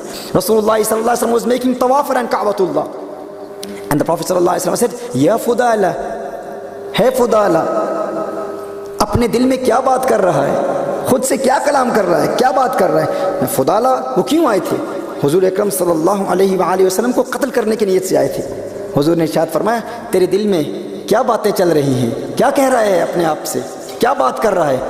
فضالہ کہتے ہیں یا رسول اللہ صلی اللہ علیہ وسلم اطوف و اذکر اللہ، میں کعبۃ اللہ کا طواف کر رہا ہوں اور میں ذکر اللہ کر رہا ہوں۔ حضور اکرم صلی اللہ علیہ وآلہ وسلم مسکرائے، رسالت میں آپ صلی اللہ علیہ وسلم مسکرائے اور پھر طواف جاری رکھا۔ حضور اکرم صلی اللہ علیہ وسلم پھر واپس آئے دوسری مرتبہ۔ حضور ارشاد فرماتے ہیں فضالہ تو کیا بات کر رہا ہے، کیا سوچ رہا ہے؟ فضالہ پھر کہتے ہیں یا رسول اللہ صلی اللہ علیہ وسلم اطوف و اذکر اللہ، میں طواف کر رہا ہوں اور اللہ کا ذکر کر رہا ہوں۔ حضور اکرم صلی اللہ علیہ وسلم فالتفت الیہ، یہ میرے آقا صلی اللہ علیہ وسلم کی سنت ہے، رسالت میں آپ صلی اللہ علیہ وسلم جب بھی کسی کی جانب دیکھتے تو صرف اپنا چہرہ اس کی جانب نہیں کرتے، جس طرح بھی میں یہاں دیکھ رہا ہوں اس طرح چہرہ پھیر رہا ہوں۔ حضور اکرم صلی اللہ علیہ وسلم کی سنت ہے، حضور جب بھی کسی کی جانب دیکھتے، یہ کونین کے والی صلی اللہ علیہ وسلم کا تواضع اور ان کی ساری ہے، حضور اکرم صلی اللہ علیہ وسلم اپنا پورا جسم یوں پھیر دیتے تھے، یوں۔ ہاں یہ حضور اکرم صلی اللہ علیہ وسلم کی سنت ہے، حدیث میں آیا ہے۔ حضور اکرم صلی اللہ علیہ وسلم نے پھر اس کو دیکھا، یوں حضور اکرم صلی اللہ علیہ وسلم نے مڑ کر اس کو دیکھا اور پھر اس نے پھر کہا میں ذکر کر رہا ہوں۔ تیسری مرتبہ پھر حضور اکرم صلی اللہ علیہ وسلم طواف کے لیے اس کے پاس آئے دوران طواف۔ حضور نے ارشاد فرمایا کیا سوچ رہا ہے فضالہ؟ اس نے پھر کہا یا رسول اللہ صلی اللہ علیہ وسلم میں طواف کر رہا ہوں، اللہ کا ذکر کر رہا ہوں۔ رسالت میں آپ صلی اللہ علیہ وسلم نے یوں اپنا ہاتھ اٹھایا، اس کے سینے کے سامنے یوں رکھا اور پھر میرے آقا صلی اللہ علیہ وسلم نے ہاتھ اٹھا لیا، سینے پر رکھ کر میرے آقا صلی اللہ علیہ وسلم نے یوں کیا۔ فضالہ کہتے ہیں خدا کی قسم حضور اکرم صلی اللہ علیہ وسلم کے میرے سینے پر ہاتھ رکھنے سے پہلے حضور سے زیادہ مجھے کسی سے نفرت نہیں تھی اور حضور کے شہر سے زیادہ کسی سے نفرت نہیں تھی، لیکن جب حضور نے اپنا ہاتھ میرے سینے پر رکھا رب کعبہ کی قسم، اس کے بعد میں حضور کی زلفوں کا اسیر ہو گیا، حضور کا عاشق ہو گیا، حضور کا دیوانہ ہو گیا۔ اس کے بعد حضور سے زیادہ مجھے کوئی پیارا نہیں لگتا تھا۔ فضالہ وہاں سے واپس جاتے ہیں، ایک لڑکی تھی جس سے بات کیا کرتے تھے، اس لڑکی نے اشارہ کیا، فضالہ نے کہا اب نہیں، اب میں تجھ سے بات نہیں کر سکتا، کیوں؟ اب میرا سودا بازار مصطفیٰ میں ہو چکا ہے، یہ ناز یہ انداز ہمارے نہیں ہوتے، جھولی میں اگر ٹکڑے تمہارے نہیں ہوتے، ملتی نہ اگر بھیک حضور آپ کے در سے، اس ٹھاٹ سے منگتوں کے گزارے نہیں ہوتے،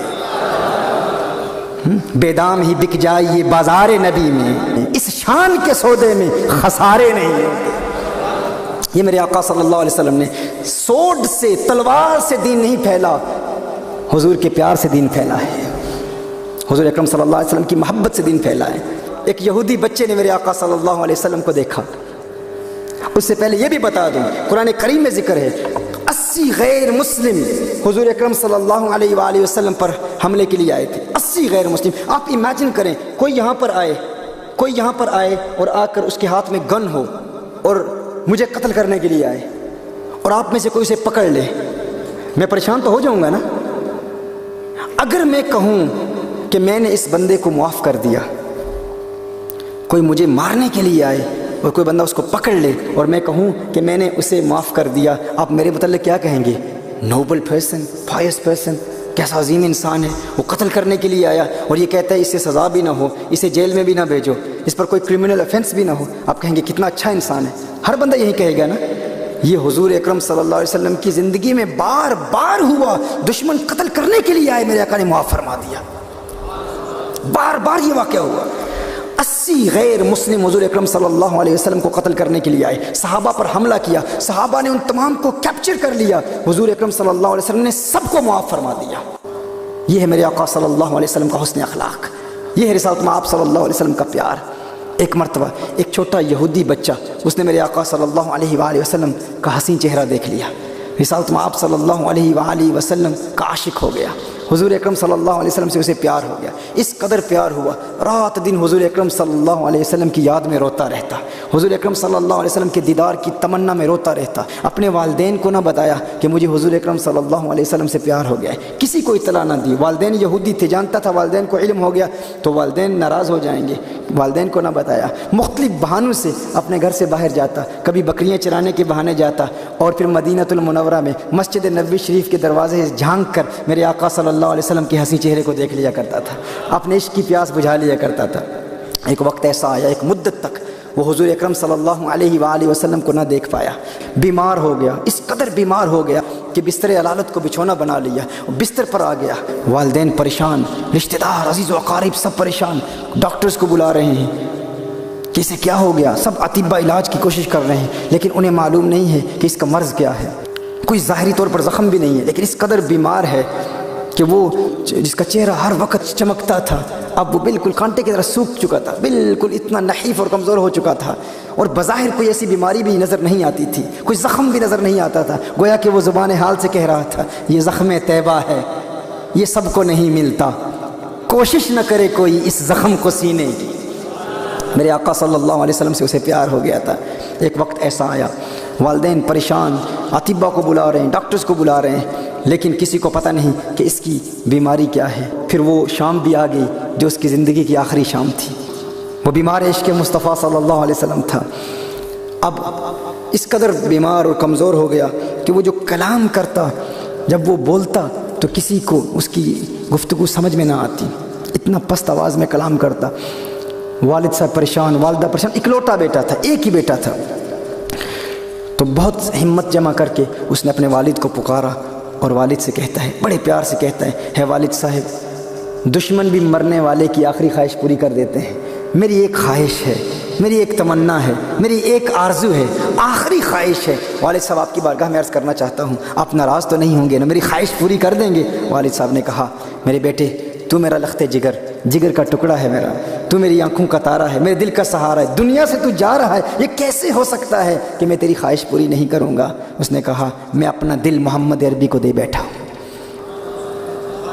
مجھے ان سے پیار ہو گیا ہے، میں ان کو چھپ چھپ کے دیکھا کرتا تھا لیکن آج اس دنیا سے جا رہا ہوں، میری آخری تمنا ہے، میری آخری خواہش ہے، ایک ہی آرزو ہے، ایک مرتبہ زندگی میں آمنہ کے لال کو دیکھنا چاہتا ہوں، ایک مرتبہ انہیں دیکھنا چاہتا ہوں۔ والد ناراض ہو گیا، اس نے کہا تو کیا کہہ رہا ہے، تو اسلام کے پیغمبر محمد سے پیار کرتا ہے، ان سے محبت کرتا ہے؟ اس نے کہا آپ نے وعدہ کیا تھا نا کہ ایک ملاقات ضرور کرائیں گے، میری آخری خواہش پوری کریں گے، آپ نے وعدہ کیا تھا، اب وہ خواہش پوری کر دیں۔ اب والد کیا کرتا، اکلوتا بیٹا، ایک ہی بیٹا، والد نے کہا ٹھیک ہے میں پیغام پہنچاتا ہوں۔ پھر پیغام پہنچایا گیا حضور اکرم صلی اللہ علیہ وسلم کی بارگاہ میں۔ اب ذرا تخیل باندھیں، چشم تصور سے وہ منظر دیکھنے کی کوشش کریں کہ حضور اکرم صلی اللہ علیہ وسلم کی بارگاہ میں پیغام پہنچایا جا رہا ہے۔ اب وہ جو کہتا ہے کہ حضور اکرم صلی اللہ علیہ وسلم علیہ باللہ ہر غیر مسلم سے نفرت کرتے تھے، حضور اکرم صلی اللہ علیہ وسلم کی سیرت کے اس واقعے سے ہمیں یہ سبق ملتا ہے۔ حضور نے فوراً صحابہ سے فرمایا، صحابہ اٹھو، ایک یہودی ہے لیکن مجھ سے پیار کرتا ہے، مجھ سے محبت کرتا ہے، آؤ اس کے گھر کی طرف چلیں۔ حضور اکرم صلی اللہ علیہ وسلم اپنے صحابہ کے ساتھ اس یہودی بچے کو دیکھنے کے لیے جاتے ہیں۔ جب وہاں پہنچتے ہیں تو اب اس کی آنکھیں انتظار دیدار مصطفیٰ میں بند ہو چکی تھی، وہ انتظار کر رہا تھا، ایک عرصے سے انتظار کر رہا تھا۔ والد نے کان میں بڑے پیار سے کہا، ہے میرے پیارے، ہے میرے بیٹے، آنکھیں کھول، اب تو آنکھیں کھول، دیکھ تیرا پیار آ گیا ہے، تیرا محبوب آ گیا ہے۔ اور اس نے آنکھیں کھولی، حضور اکرم صلی اللہ علیہ وسلم کا حسین چہرہ دیکھا کہ کہتا ہے محمد صلی اللہ علیہ وسلم، میرے پاس نہ کوئی نماز ہے، نہ روزہ ہے، نہ حج ہے، نہ زکوٰۃ ہے، نہ عبادت، نہ تقوی، نہ قرآن کی قرات، نہ نوافل، کچھ بھی نہیں ہے، کیا میری نجات بھی ممکن ہے؟ کیا میری نجات بھی ہو سکتی ہے؟ حضور اکرم صلی اللہ علیہ وآلہ وسلم نے ارشاد فرمایا، تو کلمہ توحید پڑھ، میں تیری نجات کی ضمانت دیتا ہوں، میں تیری نجات کی ضمانت دیتا ہوں۔ اس نے حضور اکرم صلی اللہ علیہ وسلم کے پاؤں میں گرتے ہوئے کہا کہ میں قبر کی منزل سے لے کر دخول جنت تک آپ کی ضمانت پر کلمہ توحید پڑھتا ہوں، اشہد ان لا الہ الا اللہ واشہد ان محمدًا عبدہ ورسولہ۔ اس نے پڑھا، اس کی روح قفس انصری سے پرواز کر گئی، وہ اس دنیا سے چلا گیا، رخصت ہو گیا۔ والد نے فوراً کہا، ہے محمد، اب اس کی لاش، اس کا جسم، اس کی تجہیز و تکفین کی ذمہ داری اہل اسلام کی ہے۔ اور پھر حضور اکرم صلی اللہ علیہ وآلہ وسلم نے سارا اہتمام کیا۔ جب اس کا جنازہ تیار کیا گیا تو اس کا جنازہ مدینہ المنورہ کی گلیوں میں گھمایا گیا، عاشق کا جنازہ، دیوانے کا جنازہ، اور مسجد نبوی شریف اور مدینہ المنورہ کے مضافات سے بڑی تعداد میں، بڑی کثرت سے لوگ جمع ہو رہے ہیں فقط اس کا دیدار کرنے کے لیے۔ ایک چرچا ہے، ایک شور ہے ہر طرف، سنا ہے ایک یہودی ہے جس نے کوئی نماز نہیں پڑھی، کوئی روزہ نہیں رکھا، کوئی عبادت نہیں کی، اس نے ایک عمل کیا۔ ہم ہمیشہ بتاتے ہیں غوث اعظم کا کتنا تقویٰ ہے، بابا فرید کا کتنا تقویٰ ہے، بہاؤالدین نقشبند کا کتنا تقویٰ ہے، اولیاء کاملین نے کیا کچھ نہیں کیا، ان کے مجاہدے، ان کی ریاضتیں، ہم سب کا تذکرہ کرتے ہیں اور ان سے سبق حاصل کرتے ہیں، ان کے نقش قدم پر چلنے کی کوشش کرتے ہیں، لیکن وہاں پر ایک ہی چرچا ہے، سنا ہے ایک یہودی ہے، ایمان کی حالت میں آقا کا اس نے دیدار کیا اور ایسا مقام حاصل کر لیا۔ کیسا مقام؟ بغیر نماز کے غوث اعظم سے بھی بڑا ہے، خواجہ غریب نواز سے بھی بڑا ہے، بابا فرید سے بھی بڑا ہے، بہاؤالدین نقشبند، شہاب الدین سہروردی سے بھی بڑا ہے۔ اس کا عمل کیا تھا؟ فقط ایک عمل تھا، دیدار مصطفیٰ تھا۔ حضور اکرم صلی اللہ علیہ وسلم کو دیکھا تھا۔ اب سارے صحابہ جمع ہو رہے ہیں۔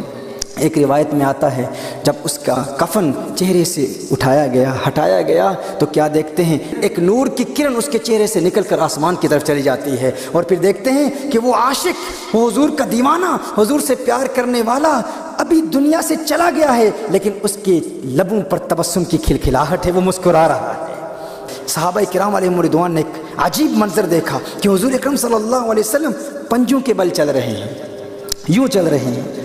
ایک صحابی عرض کرتے ہیں، یا رسول اللہ صلی اللہ علیہ وآلہ وسلم، بات ہے آج آپ پنجوں کے بل کیوں چل رہے ہیں؟ حضور اکرم صلی اللہ علیہ وسلم نے ارشاد فرمایا کہ اس کو دیکھنے کے لیے عالم بالا کے فرشتے آ رہے ہیں، اور اس کثرت سے آ رہے ہیں کہ زمین پر پاؤں رکھنے کی جگہ نہیں ہے، اس لیے میں پنجوں کے بل چل رہا ہوں۔ اسے حضور اکرم صلی اللہ علیہ وسلم جنت البقیع لے جاتے ہیں، خود اپنے ہاتھوں سے دفناتے ہیں۔ جب حضور اکرم صلی اللہ علیہ وسلم کچھ وقت زیادہ لگ جاتا ہے، اس کی قبر سے باہر آتے ہیں تو حضور اکرم صلی اللہ علیہ وسلم کے ماتھے پر پسینہ چمک رہا ہے۔ صحابہ عرض کرتے ہیں، یا رسول اللہ صلی اللہ علیہ وسلم، آقا اتنی دیر لگ گئی؟ حضور اکرم صلی اللہ علیہ وسلم نے ارشاد فرمایا، دراصل بات یہ ہے کہ جب اس نے کلمہ پڑھا تھا تو میں نے ضمانت دی تھی کہ قبر کی منزل سے لے کر دخول جنت تک میں تیری ضمانت دیتا ہوں۔ تو جب حوروں نے یہ بات سنی، جنت کی حوروں نے یہ بات سنی، تو اس کو دیکھنے کے لیے جنت کی حوریں اس کثرت سے آئی ہیں، اس کے چہرے کی بلائیں لینے کے لیے اس کی طرف تیزی سے بڑھ رہی ہیں، اس لیے بہت دیر ہو گئی، اور میرا یہ پسینہ، میرے پسینے کے چند قطرات اس کے جسم پر پڑے ہیں، اب اس کا جسم قیامت تک مہکتا رہے گا، قیامت تک مہکتا رہے گا۔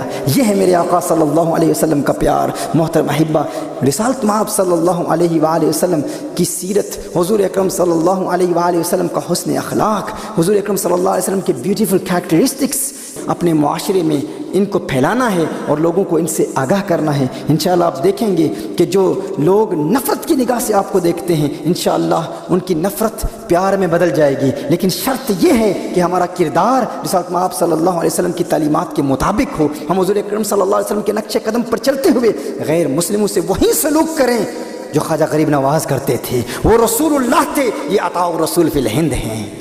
اگر ہم حضور اکرم صلی اللہ علیہ وآلہ وسلم کی ان تعلیمات پر عمل کرتے رہیں گے تو یہ دہشت گردی کا بدنما داغ undoubtedly there is no doubt in this is the greatest accusation against Muslims. اور وہ لوگ وہ غیر مسلم جو منصف مزاج ہیں وہ بھی کہتے ہیں یہ ایکوزیشن ہے اور بہت بڑی ایکوزیشن ہے. محترمہ حبہ اس ایکوزیشن کو ختم کرنے کے لیے ہمیں ضرورت ہے کہ ہم حضور اکرم صلی اللہ علیہ وسلم کی سیرت کا مطالعہ کریں. رسالت مآب صلی اللہ علیہ وسلم سے پیار دل میں پیدا کرنے کے لیے آج میں جس کتاب کو ریکمینڈ کرنا چاہتا ہوں وہ قاضی عیاض کی الشفا ہے.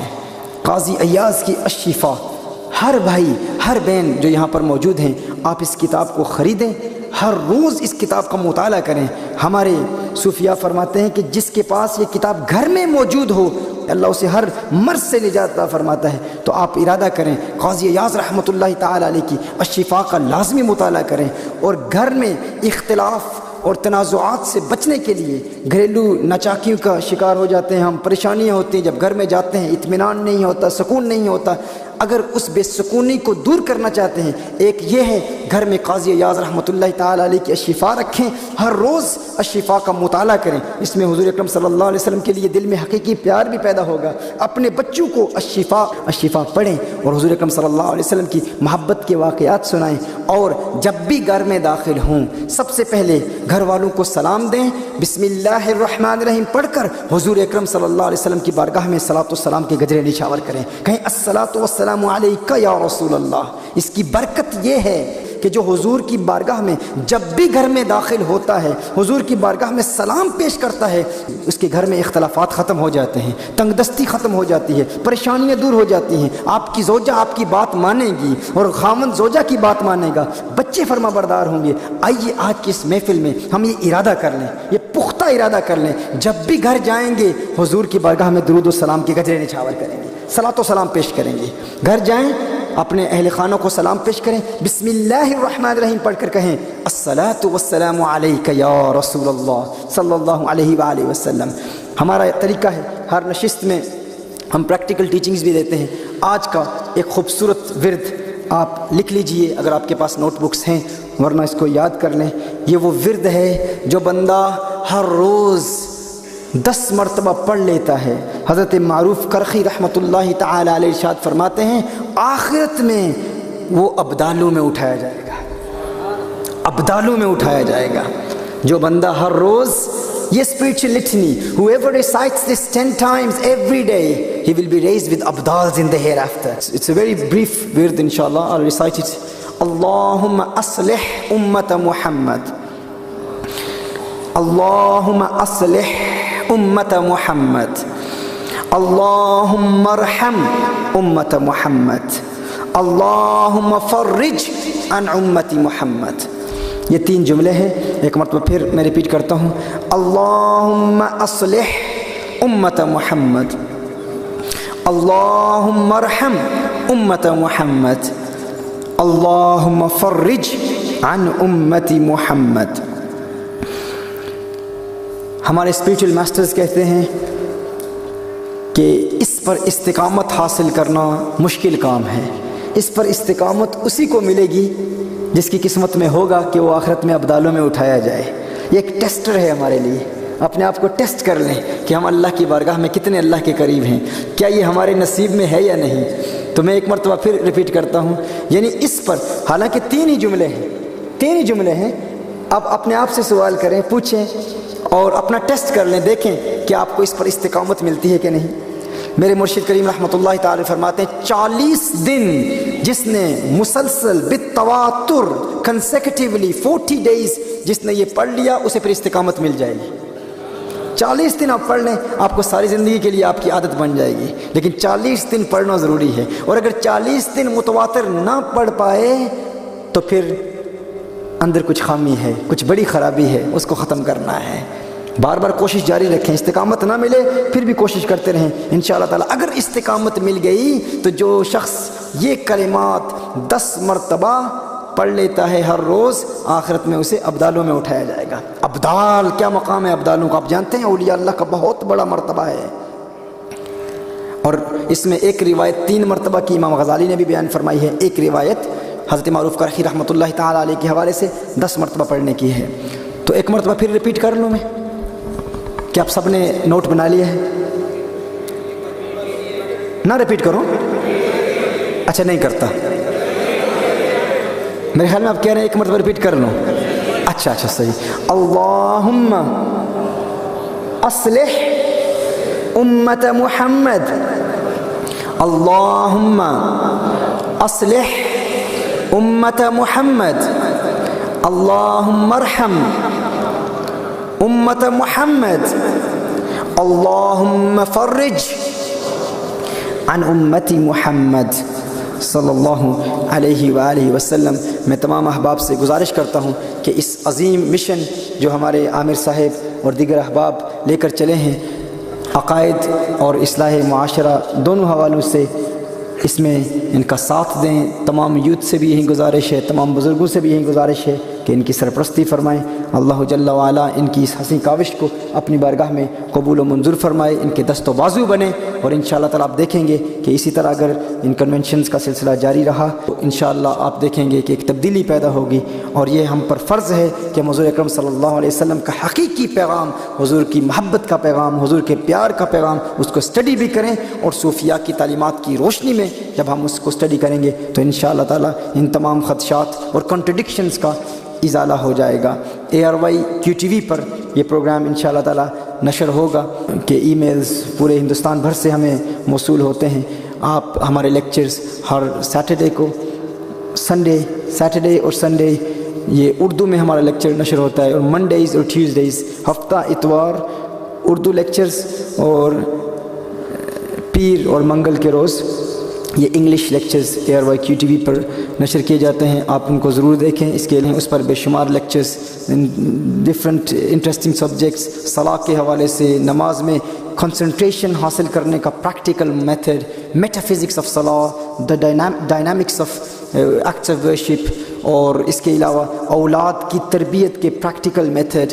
तौबा टूट जाती है, बार बार हम तौबा करते हैं, फिर टूट जाती है, फिर करते हैं, फिर टूट जाती है। एक वक्त आता है हम मायूस हो जाते हैं कि हाउ टू मेंटेन आ तौबा पर इस्तिकामत हासिल करने के प्रैक्टिकल मेथड्स क्या हैं। कुरान और सुन्नत की रोशनी में हमने उस पर तफसीली कलाम किया है। और आज यूरोप में, अमेरिका में और पूरी दुनिया में अल्हम्दुलिल्लाह हज़ारों, लाखों, विदाउट एग्जैजरेशन, लाखों नौजवान ऐसे हैं जो तौबा पर इस्तिकामत हासिल करने के लिए, स्टेडफास्टनेस हासिल करने के लिए तौबा के प्रैक्टिकल मेथड पर अमल करते हैं। अल्हम्दुलिल्लाह आज उनके दिल में नूर पैदा हो चुका है और उन्हें तौबा में इस्तिकामत हासिल हो चुकी है। और नमाज में कंसंट्रेशन हासिल करने का जो प्रैक्टिकल मेथड हमारे माशरे में बहुत ज़्यादा बताया जाता है, अगर नमाज कज़ा कर दी तो 2,88,00,000 बरस जहन्नुम की आग में जलोगे, ये अज़ाब होगा, वो अज़ाब होगा। इसमें कोई शक नहीं।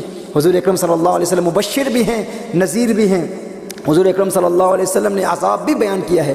लेकिन हमारे लिए ये ज़रूरी है कि लोगों को प्रैक्टिकल मेथड्स बताएं कि नमाज से प्यार कैसे होता है। महसूस हो, अगर नमाज कज़ा हो जाए तो हमें पेन महसूस हो। इसमें नमाज में कंसंट्रेशन हासिल करने का practical method, how to attain steadfastness in your prayer, how to attain concentration, complete खुशू and खुदू in your prayer, इसका प्रैक्टिकल मेथड हमने अल्हम्दुलिल्लाह दिया है, जिस पर बेशुमार लोग अमल कर रहे हैं। और ऐसा अमल कि वो अमल जब आप उसको प्रैक्टिकली इम्प्लीमेंट करते हैं तो आपको फजर के वक्त किसी अलार्म क्लॉक की ज़रूरत नहीं होती। एक लाशऊरी कुव्वत आपको खुद आकर जगाती है, उठो नमाज अदा कर लो। ऐसी जिस तरह इंसान को हर रोज़ भूख लगती है, हर रोज़ you feel hungry and thirsty, दिन में 2 मरतबा खाना ना खाएं तो हंगर महसूस होती है, यू फील हंग्री। इसी तरह नमाज में कंसंट्रेशन हासिल करने का जो तरीका है, जब उसमें आप अमल कर लेंगे तो नमाज से ऐसा प्यार पैदा होगा कि आपको हर रोज़ 5 मरतबा नमाज की भूख लगेगी। नमाज के बग़ैर आपको नींद नहीं आएगी, आप सो नहीं पाएंगे। जिस तरह बग़ैर खाने के इंसान को नींद नहीं आती, तकलीफ़ महसूस होती है। तो ये डिफरेंट लेक्चर्स हैं इन यूनिक और इंटरेस्टिंग सब्जेक्ट्स पर। आप इन लेक्चर्स को ज़रूर देखें। इसके हवाले से आपके जो क्वेश्चंस हैं, तज़किया क़ल्ब कोर्स है हमारा मुकम्मल, 40-40 दिन दिल के एक एक दरवाज़े को बंद करने का प्रैक्टिकल मेथड। आँख अगर गुनाह की आदी हो चुकी है तो आँख को गुनाह से बचाने का क्या तरीका है, 40 डेज़ का अमल है। और हुज़ूर अकरम सल्लल्लाहु अलैहि वसल्लम की सुन्नत से हर चीज़ पर हम कुरान की आयत पेश कर रहे हैं, हुज़ूर अकरम सल्लल्लाहु अलैहि वसल्लम की अहादीस पेश करते हैं। मुकम्मल दलाइल के साथ ये सारे लेक्चर्स मौजूद हैं। अल्लाह ताला आपको सलामत रखे, अल्लाह ताला हमारी इस हाज़री को कबूल व मंजूर फरमाए। और अगर इस दौरान गुफ्तगू में कोई ख़ता हो गई हो या गुफ्तगू के दौरान किसी की दिल शिकनी हो गई हो तो मैं माज़रत का खासगार हूँ, चूँकि इंतहाई تھکاوٹ سے بڑی مشکل سے حقیقت ہے میں گفتگو کر رہا ہوں، اور دعا کریں کچھ وقت مل جائے تاکہ کچھ نیند کر لوں، آگے ہمارا پھر سفر صبح پھر جاری ہو جائے گا۔ اللہ آپ کو سلامت رکھے، اللہ اس حاضری کو قبول فرمائے۔ وآخر دعوانا ان الحمد للہ رب العالمین۔